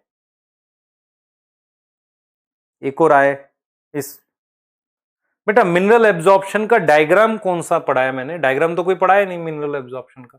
मैं तो आपको सिर्फ ये समझाया था कि जैसे मान लो ये सेल है, ये सेल है, ये एक सेल है, तो ये मेरे पास सेल के अंदर की जगह को सिम्प्लास्ट बोलेंगे,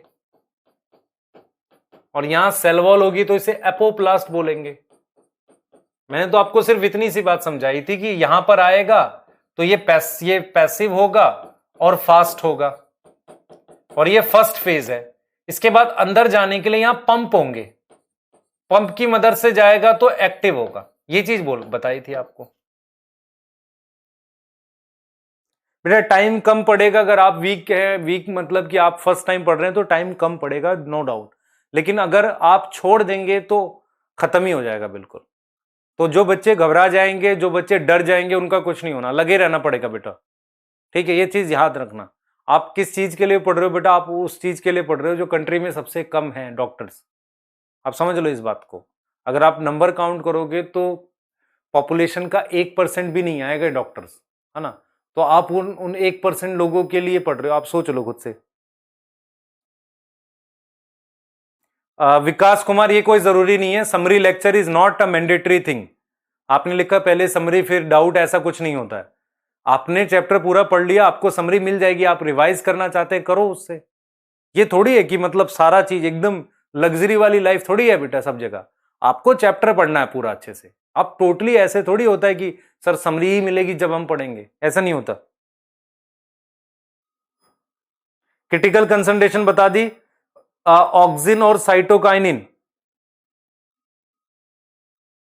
नहीं सोच सकते मेघना, अगर आपके टेस्ट में कम मार्क्स आ रहे हैं तो आप एआईआर के बारे में नहीं सोच सकते, सवाल ही गलत है। आपको क्या करना पड़ेगा, मैं फिर रिपीट कर रहा हूं, आप में से सभी बच्चों को धीरे धीरे समझना पड़ेगा कि हम हर टेस्ट में इंप्रूव कर रहे हैं कि नहीं। दूसरा, हम हर दिन बेटर हो रहे हैं कि नहीं। ये कैसे पता चलेगा, जब आपकी टाइम वेस्टेज कम होगी। आपको डेली का ट्रैक रखना पड़ेगा टाइम वेस्टेज को लेके, आपको टाइम बचाना, अपना टाइम बढ़ाना पड़ेगा। क्लियर। मैं इन चीजों से बिल्कुल बेटा, हमें बहुत साल हो गया पढ़ाते हुए, 12 साल से ज्यादा होने जा रहा है। हम इन चीजों को बिल्कुल समझते हैं। बच्चे आके हमारे पास रोते थे, बोलते थे कि सर क्या हम मतलब अभी भी कर सकते हैं। हम बोलते थे हाँ, पर बच्चे करते नहीं थे। रीजन ये है कि वो जिस दिन मोटिवेट होते थे उसी दिन बात करते थे, अगले दिन हम देखते थे वो काम देते थे वो करके नहीं लाते थे। मैंने उन्हें काम दिया, ये पूरा चैप्टर पढ़ के 200 क्वेश्चन करके लाना। करेंगे नहीं तो कैसे होगा। ठीक है बेटा, न्यू स्टूडेंट के लिए एक ही सजेशन है, जो लेट ज्वाइनिंग है बेटा मेरे, उनको ये सजेशन है कि किसी भी सब्जेक्ट के करंट चैप्टर के साथ जुड़ जाओ। जब नया चैप्टर स्टार्ट होगा तो वहां से आपको ज्यादा समझ आने लगेगा, और बैकलॉग की एक प्लानिंग कर लो कि डेली आपने 1 या 2 लेक्चर देखना है। ठीक है। रूट प्रेशर थ्योरी बेटा, रूट प्रेशर थ्योरी क्या है, जब रूट के जाइलम में मिनरल इकट्ठा होगा, पानी आएगा तो ऊपर चढ़ेगा। ठीक है, क्वेश्चंस करते हैं। हाँ भाई बच्चे, नाइट्रोजन एसिमिलेट करने का मतलब होता है वो अमीनो एसिड बनाना। आपके देखो, मैं आपसे कहूं कि आप क्या लेते हो, आप कहोगे मैं ऑक्सीजन लेता हूं। प्लांट क्या लेते हैं, CO2 लेते हैं। अगर प्लांट CO2 से खाना बना ले तो उसे कहते हैं कि CO2 का एसिमिलेशन। तो प्लांट कैसे एसिमिलेट करेंगे नाइट्रोजन, उस नाइट्रोजन से अमीनो एसिड बना के। ठीक है, आ जाओ भाई। एक पूछ रहे टेस्ट कहां देंगे भाई, आ जियो दिल्ली में, आ जियो देने। क्या मतलब हुआ, आपके ऐप पर टेस्ट होता है वहीं पर होगा ना बेटा, और कहां होता है। ठीक है बेटा,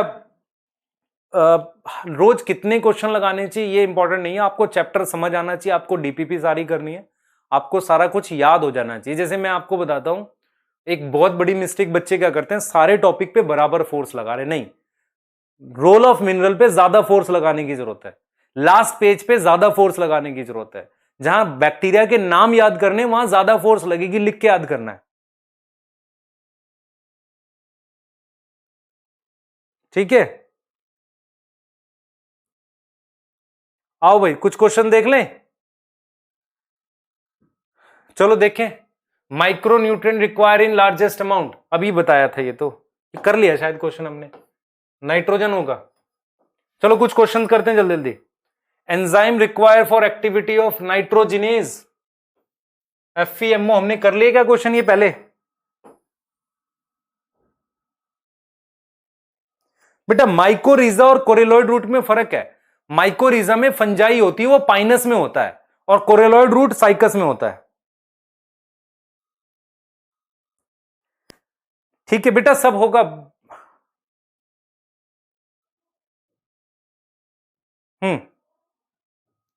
आ जाओ, ये देखो ये हो जाएगा, ये वाला करो।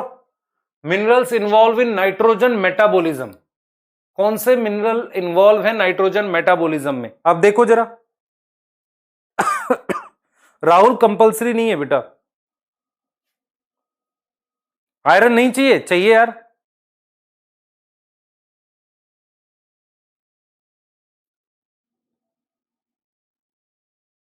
ऑल आना चाहिए, MO और MN तो दोनों चाहिए। Fe नाइट्रोजिनेस का पार्ट है, देखो ये नाइट्रोजिनेस का पार्ट है। ये भी नाइट्रोजिनेज का पार्ट है, और इसके लिए एनसीईआरटी चेक करो, लिखा हुआ है, ऑल आना चाहिए, ऑल आना चाहिए बेटा, चेक कर लो एनसीईआरटी, अपने आप पता चल जाएगा।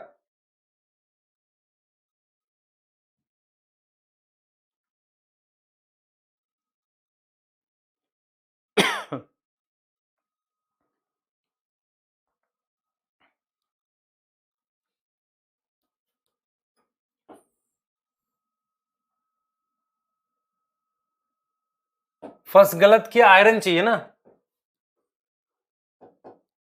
हाँ यहां आयरन चाहिए था बेटा, माइक्रो पूछा है ना, ठीक है।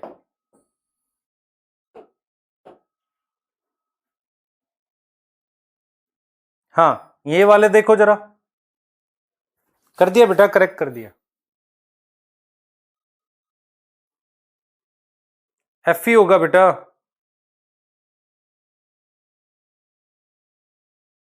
इसमें क्या करोगे, सेल डिवीजन में डायरेक्ट नहीं, बाकी तो लिखा हुआ है एनसीईआरटी में, बाकी तो लिखा हुआ है, फोर्थ आएगा। कर दिया बेटा, आयरन कर दिया, पोलन जर्मिनेशन में रोल है बेटा बोरोन का, कर दिया भाई आयरन, क्यों परेशान हो रहे हो, कर दिया।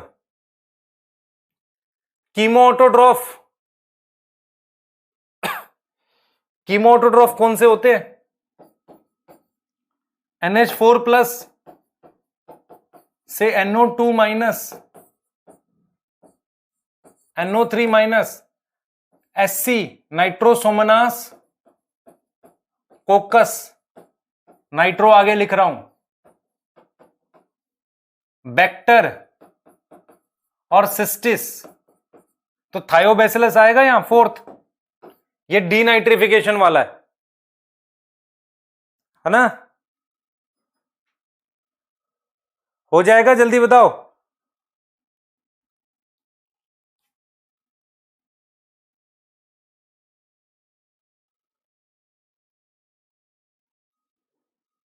जल्दी बोलो,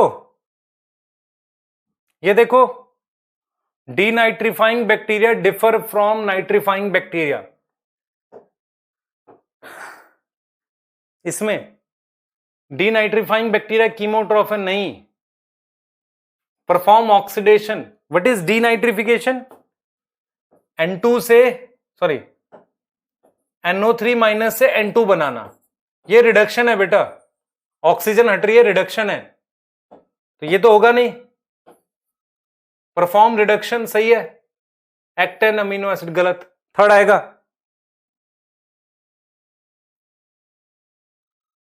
अच्छा फाइटोट्रोन क्या होता है, अगर किसी ने, बेटा ये तुम कहां पढ़ते हो, तुम किसी के पैकेज पढ़ते हो मुझे ऐसा लगता है। फाइटोट्रोन क्या होता है, फाइटोट्रोन वो होता है जो मतलब जिसमें मिनरल चेंज नहीं होता, आप एकदम मतलब ऐसी कंडीशन दें जो जिसमें मिनरल चेंज ना हो, उसे फाइटोट्रोन कहते हैं, मतलब एकदम ऑप्टिमम टाइप का।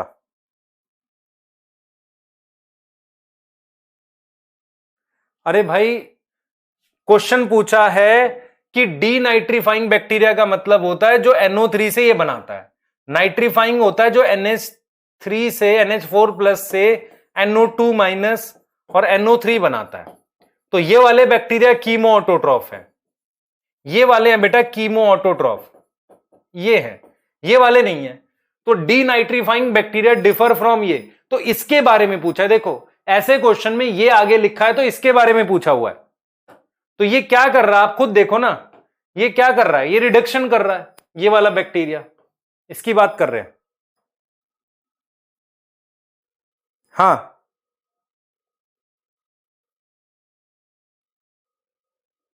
क्लियर है बच्चे। अंजलि साइटोकाइनिन और ऑक्सिन क्या होते हैं, हॉर्मोन्स होते हैं, साइटोकाइनिन और ऑक्सिन दोनों प्लांट डिवीजन के लिए जरूरी हैं, तो जब कॉर्टेक्स के सेल को डिवाइड कराना है तो ये दोनों हार्मोन चाहिए, बैक्टीरिया साइटोकाइनिन बनाता है, प्लांट ऑक्सिन बनाता है।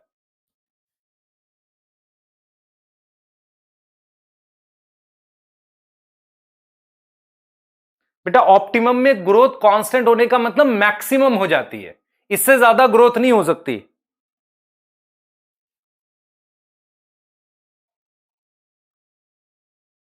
आ गया। Which of the bacteria lack nitrogenase enzyme. अब इस क्वेश्चन को देखो कैसे समझेंगे। इसने नाइट्रोजिनेज एंजाइम पूछा है।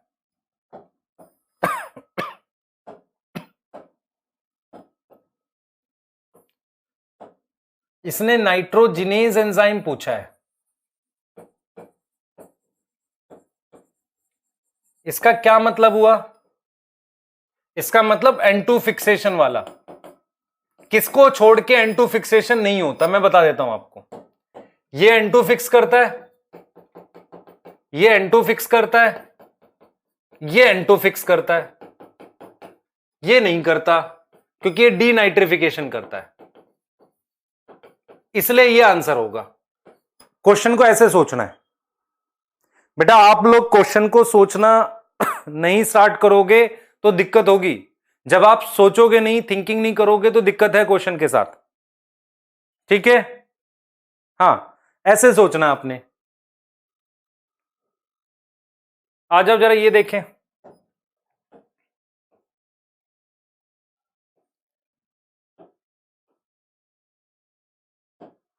क्वेश्चन ये है व्हाट इज हेट्रोसिस। देखो इधर मेरी बात सुनो ध्यान से। ये साइनोबैक्टीरिया होता है बेटा ऐसे। ये एक साइनोबैक्टीरिया है। साइनोबैक्टीरिया कैसे होते हैं? इस तरीके से ग्रुप में लगे रहते हैं, इसे फिलामेंट कहते हैं। फिलामेंट शब्द का मतलब होता है साइनोबैक्टीरिया के ऐसे ग्रुप में लगे होना। ये साइनोबैक्टीरिया में से कुछ सेल्स मॉडिफाई हो जाते हैं। उन मॉडिफाइड सेल को क्या बोलते हैं? हेट्रोसिस्ट। हेट्रोसिस्ट वो सेल होता है, नॉर्मली साइनोबैक्टीरिया में पिगमेंट्स होते हैं।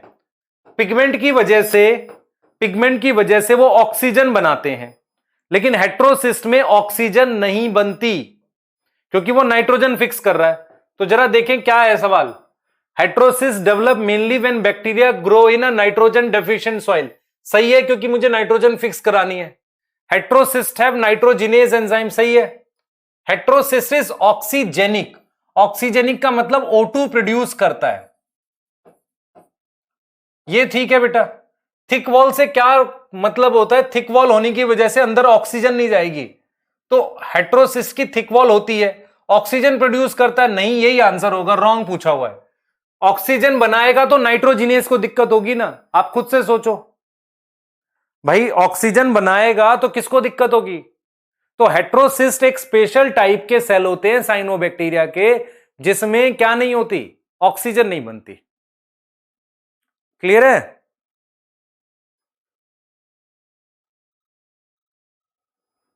क्लियर बेटा? बोलो। हाँ बेटा, कैल्शियम का मेटाबॉलिज्म में रोल, डायरेक्ट रोल तो नहीं है सच। नहीं, हेट्रोसिस्ट में बेटा देखो, लेग हेमोग्लोबिन क्यों चाहिए तुम्हें? ऑक्सीजन हटाने के लिए। तो अगर आप क्या कर दो, किसी एक ऐसा स्ट्रक्चर बना लो जिसकी थिक वॉल है, ठीक है, वहां खाली कुछ नाइट्रोजन आ सकती है, बाकी ऑक्सीजन नहीं आ सकती, और उसमें से ऑक्सीजन बनना ही गायब कर दो, तो फिर आपको लेग हेमोग्लोबिन नहीं चाहिए। नहीं, क्वेश्चन मत लिखो बेटा, आपको तो डायरेक्ट मिल जाएगा ये। नाइट्रोजिनेज एंजाइम होगा बेटा, देखो।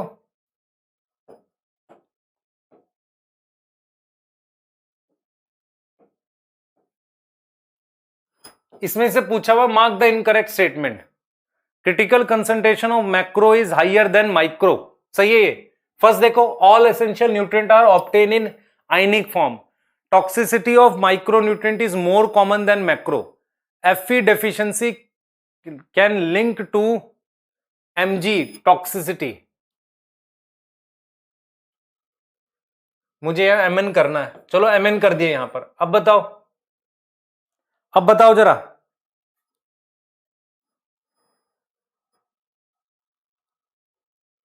जल्दी बताओ जल्दी। राहुल बाय बेटा, स्पेशल बाय लिख के जा रहा है, वाह, तो अलग ही लेवल पे है। हाँ, यहां Mn लिख दिया मैंने। अब बताओ। एक्चुअल में मैं ये चाह रहा हूं आप ये समझो, ऑल एसेंशियल न्यूट्रिएंट लिखा हुआ है। अगर यहां मिनरल लिखा होता तो सही होता। न्यूट्रिएंट शब्द का मतलब है इसमें कार्बन, हाइड्रोजन, ऑक्सीजन भी इंक्लूड हो गई और वो CO2 और H2O की फॉर्म में आएगी। ये इस आंसर है, ये गलत है। Critical concentration of macro, graph बना लो। मैक्रो की क्रिटिकल कंसंट्रेशन, ये मैक्रो है बेटा, इसकी ज्यादा आएगी माइक्रो से। टॉक्सिसिटी ऑफ माइक्रो ज्यादा कॉमन होगी मैक्रो से। एफी डेफिशिएंसी, ये तीनों ठीक है, वही गलत है फर्स्ट। यहां न्यूट्रिएंट नहीं चाहिए, मिनरल चाहिए। यहां न्यूट्रिएंट नहीं चाहिए, मिनरल चाहिए, तब ठीक होता है ये। मत लिख बेटा, क्वेश्चन लिखने की जरूरत नहीं है तुझे, PDF मिलेगा वहां से कर लियो। और ये बेटा मेरे खुद के क्वेश्चंस हैं, ऐसा नहीं कि किसी बुक से आपको टेप के दे रहा हूं मैं, ऐसा नहीं है। बहुत सारे आपके DPP के मेरे खुद के बनाए हुए क्वेश्चंस आ रहे हैं, और अब जो करंट चैप्टर्स आएंगे वो मैं खुद के बनाए हुए क्वेश्चंस दूंगा आपको, ऐसा नहीं। ठीक है, हाँ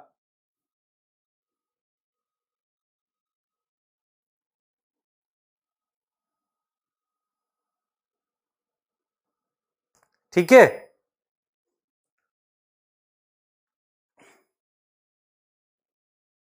नेक्स्ट चैप्टर बेटा फोटोसिंथेसिस, फोर्थ में MN वो कर दिया बेटा। हाँ देखो, mineral involve in increase in calcium Uptake, क्योंकि खुद के क्वेश्चन से एक साथ दिक्कत ये होती है कि मान लो आपने अपना टेस्ट ओपन किया हुआ है, अगर मैं उसमें से मान लो टेस्ट हो गया या आपका अपना असाइनमेंट का ही है, तो इनको अगर गूगल पे डालोगे तो आंसर नहीं मिलेंगे, है ना। बहुत सारों के मिल जाएंगे, इसके नहीं मिलेंगे। आ जाओ भाई, कैल्शियम अपटेक, बोरोन। बेटा ग्राम पॉजिटिव ग्राम नेगेटिव बताऊंगा ना, चैप्टर आने दे बायोलॉजिकल क्लासिफिकेशन में, फोर्थ आ जाएगा।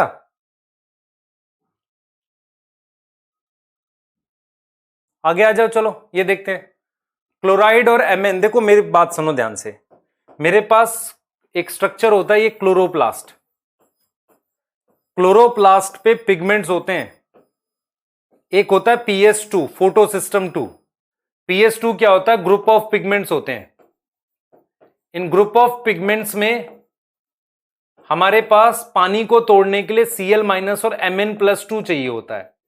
ये पानी को तोड़ने के लिए चाहिए। पानी किस लिए क्यों तोड़ते हैं, फोटोसिंथेसिस में तोड़ते हैं, तो ये तो ठीक है, क्लियर।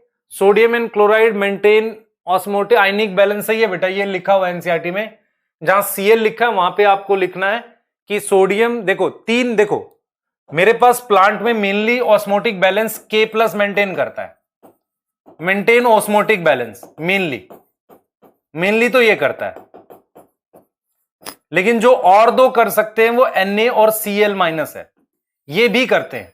लेकिन अगर क्वेश्चन आता है ये तीनों ऑप्शन में, तो आपको प्रायोरिटी पोटेशियम को देनी है। अगर ऑल ना हो तो, ऑल होगा तो ठीक है, लेकिन प्रायोरिटी किसको देनी है, पोटेशियम को। पर इसमें तो बोला हुआ करते हैं, हाँ ठीक है कर सकते हैं, कोई दिक्कत नहीं है, ठीक है। हाँ मैं सिर्फ आपको यह समझा रहा हूं, क्योंकि मेनली पोटेशियम करते ये भी बैलेंस है, ठीक है, क्लियर।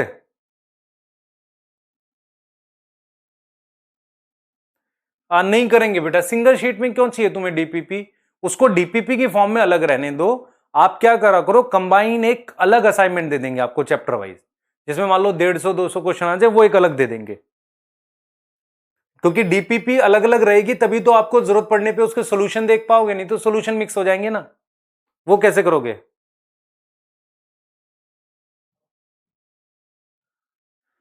बेटा मैं मॉर्निंग में नहीं उठता हूं, मैं आपका लेक्चर रात में रिकॉर्ड करता हूं। जो आपको मॉर्निंग में लेक्चर आता है वो रात में हम 1 बजे 2 बजे ऐसे रिकॉर्ड करते हैं, नॉर्मली यही टाइम होता है रिकॉर्डिंग का। तो लाइव लेक्चर के लिए सुबह उठ गए आज, ठीक है, नहीं तो नॉर्मली क्या करते हैं हम लोग, रात में रिकॉर्डिंग करते हैं आपके लिए, है ना, तभी आपको मॉर्निंग में मिलता है। ये ऐसा तो मान लो अगर सुबह 8 बजे आपका लेक्चर आना है, तो पूरा प्रोसेस में 5 से 6 घंटे लगते हैं, तो पूरा प्रोसेस होने में समय लगता है। तो हम लोग आपके लिए लेक्चर फिर रात में ही रिकॉर्ड करते हैं, जग के रात में, ठीक है। मॉर्निंग के लिए तो यही होता है, हाँ ठीक है, चलो देखें।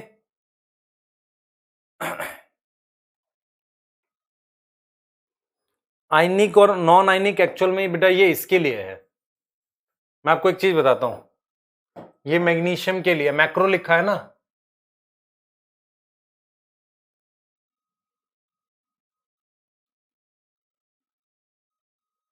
Can be present in non ionic form और आयनिक फॉर्म इज एक्टिवेटर। देखो ये क्या कह रहा है, असल में क्या होता है, क्लोरोफिल में Mg नॉन आयनिक फॉर्म में होता है और वैसे Mg+2 एक्टिवेटर है। ठीक है, Mg होगा बेटा, क्लियर है? ठीक है बच्चे, बैक्टीरियोइड डिवाइड नहीं करते, दूसरे को डिवाइड कराते हैं, उनको डिवाइड करा सकते हैं। ठीक है, क्लियर? ऑस्मोटिक बैलेंस का बच्चे, आप ऑस्मोटिक माइटोटिक स्पिंडल क्या होता है, जब हम माइटोसिस पढ़ेंगे ना सेल के अंदर, तो वहां पर क्रोमोसोम पर ऐसे धागे बनते हैं, उन्हें माइटोसिस में बने हुए स्पिंडल फाइबर कहते हैं, उनकी बात कर रहा है ये। ठीक है, हाँ फोर्थ ही आएगा बेटा इसका। देखो मैं बता रहा हूं ना, क्लोरोफिल में Mg नॉन आयनिक फॉर्म में होता है। ठीक, हाँ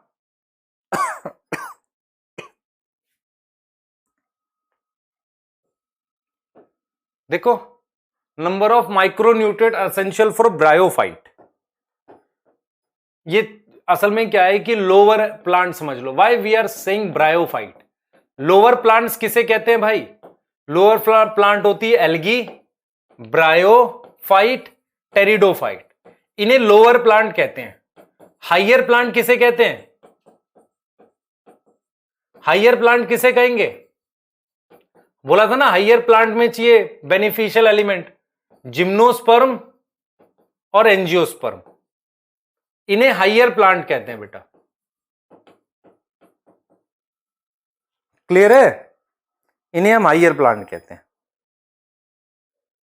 बच्चे एक्टिवेटर की तरह काम, नॉन आयनिक, देख अगर एक्टिवेटर नहीं लिखा होता तो फिर आप कोई और भी ले सकते थे उस वक्त आंसर में।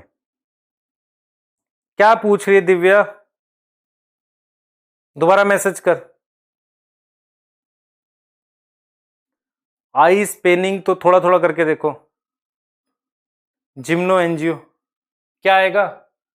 सेकंड ही आएगा ना ब्रायोफाइट के लिए। मैक्रो, अच्छा माइक्रो पूछा है, माइक्रो कितने होते हैं? हाँ थर्ड आएगा आंसर। ठीक है, थर्ड आ जाएगा बेटा। अभी लाइव हूं बेटा, लाइव पढ़ा रहा हूं अभी तो सुबह। हाँ बैक्टीरियोइड जिस सेल में होता है उसको डिवाइड कर सकता है, पर बैक्टीरियोइड डिवाइड नहीं करता है। बच्चे जिंक की डेफिशिएंसी से आप देख लो, उसमें रोल में अगर मिले तो आपको मिलेगा, नहीं तो ऐसा तो नहीं है। बच्चे थाइमिडाइलिक एसिड नहीं करना आपको। थाइमिडाइलिक एसिड पता है क्या होता है? मैं बताता हूं तेरे को कहां मिलेगा। बायोमोलिक्यूल चैप्टर खोल, उसके थर्ड पेज पे जा, नीचे से 7वीं 8वीं लाइन में देख, तुझे थाइमिडाइलिक एसिड मिल जाएगा। रिपीट कर रहा हूं, बायोमोलिक्यूल चैप्टर में नीचे से ये जो टीटीपी होता है ना, एटीपी, जीटीपी, टीटीपी, इसका नाम है थाइमिडाइलिक एसिड। आया समझ? बच्चे सुनो, ऑल मिनरल्स आर न्यूट्रिएंट, सभी मिनरल्स न्यूट्रिएंट भी हैं, पर सारे न्यूट्रिएंट मिनरल नहीं है। कार्बन, हाइड्रोजन, ऑक्सीजन सॉइल से नहीं आते। ठीक है, क्लियर? खुशी एक्स्ट्रा क्वेश्चन है बेटा ये। बेटा मैं बार बार बोल रहा हूं आपको, ये बहुत लंबा टाइम होगा ड्रॉपर का बैच, या जो भी बैच हम पढ़ रहे हैं यकीन बैच, ये बहुत लंबा टाइम होता है। बच्चे बहुत जल्दी डीमोटिवेट हो जाते हैं, उनसे नहीं हो रहा है, या जो चीज है सबसे ज्यादा जरूरी चीज होती है लगे रहना। रिजल्ट्स आने में समय लगता है, कुछ को जल्दी आता है। जैसे आप खुद भी देखो ना, हम बीज डालते हैं 2 अलग अलग पौधों के, तो बीन का जो बीज है वो 2 दिन में जर्मिनेट कर जाता है। कुछ ऐसे हैं जैसे मिर्च का हो गया, उसको 5 दिन लग गए, कोई दूसरा है उसको 8 दिन लग गए। तो हर चीज के रिजल्ट आने में समय लगता है, पर आएगा जरूर। ठीक है, क्लियर? नहीं बेटा, ऑस्मोटिक बैलेंस और आयनिक बैलेंस सेम बात है बच्चे। Molybdenum is not part of electron transport chain, नहीं होता। मॉलिब्डेनम इलेक्ट्रॉन ट्रांसपोर्ट चेन का पार्ट नहीं होता, एक्टिवेटर होगा कुछ एंजाइम्स का। क्लियर है? ठीक, नेक्स्ट क्वेश्चन देख लेते हैं फटाफट से। आ जाओ। क्यू कॉपर एब्जॉर्ब है ना, क्यूप्रिक फॉर्म सही है, आयरन फेरिक ये, copper require in chloroplast as well as mitochondria. देखो मेरी बात सुनो, क्लोरोप्लास्ट में हम एक पिगमेंट पढ़ेंगे प्लास्टोसाइनिन, उसमें कॉपर होता है। माइटोकॉन्ड्रिया में साइटोक्रोम होता है एक, साइटोक्रोम A3, उसमें कॉपर होता है। ठीक है, जिसको देखो बेटा कुछ चीजें दूसरे चैप्टर की जब आपको पढ़ाया जाता है तो कुछ क्वेश्चन दूसरे चैप्टर से लिंक होते हैं, तो वो जब वहां पढ़ोगे तो आ जाएगा। ये ऐसा नहीं कि ये वाली बात आपको आ जाएगी, साइटोक्रोम और प्लास्टोसाइनिन वाली। ठीक है, हाँ चलिए ठीक है। चलो बेटा क्लास इतना ही करेंगे, क्योंकि मेन पर्पस होता है आपके कुछ डाउट बताना। क्वेश्चंस आपको और दिए जाएंगे, आज आपके PYQs आएंगे, आप PYQ सॉल्व करो। ठीक है, एक बार फिर से एनसीईआरटी रिवाइज करो, कल से फोटोसिंथेसिस स्टार्ट हो रहा है। फोटोसिंथेसिस एक बड़ा चैप्टर है, टाइम लगता है, आपकी 6 से 7 क्लासेस शायद उसके लिए दे रखी हैं हमने, तो उतने में उसको कराया जाएगा। बहुत ध्यान से पढ़ना, क्योंकि फोटोसिंथेसिस से अच्छे क्वेश्चन भी आते हैं। ठीक है, मिनरल न्यूट्रिशन मेरे से पूछोगे इस साल भी, देखो अगर चांस हुआ तो रोल पे से क्वेश्चन आ जाएगा, रोल ऑफ मिनरल। ठीक है, तो क्लियर है। ठीक है, नेक्स्ट क्लास में ही बात करेंगे बेटा अब इसको।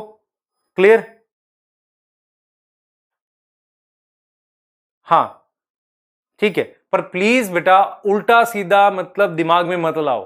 रैंक्स, सिलेक्शन, उससे ज्यादा इंपॉर्टेंट है सिलेबस अच्छे से पढ़ना। बस मैं बार बार ये बोलता हूं कि जैसे हम लोग क्या करते हैं, मान लो कुछ लोग हमसे पूछते हैं कि सर आप ऐसे क्यों पढ़ा लेते हो इतना बढ़िया। हमें हमें सिर्फ एक चीज समझ आती है कि क्या हम बच्चे को फायदा कर रहे हैं, तो हम ये नहीं सुन, हम ये इसलिए इस चीज को बोल रहे हैं। आप अपना टारगेट क्या रखना है, आपको आपको अपना टारगेट रखना है, क्या आपको सारा आ रहा है, क्या आप सारा रिवाइज कर रहे हो, क्या आपको सब कुछ समझ आ गया, क्या आपने लिख के याद किया जो वीक है, क्या आपने सारी चीजें पढ़ी, तब जाके रैंक की बात करो, अभी नहीं कुछ। ठीक है, हाँ क्लियर।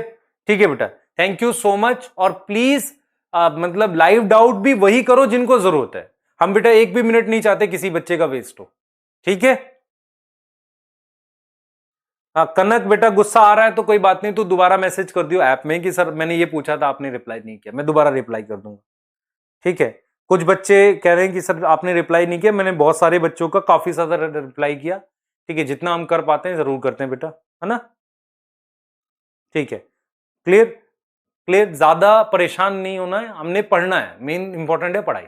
ठीक है, थैंक यू सो मच बेटा।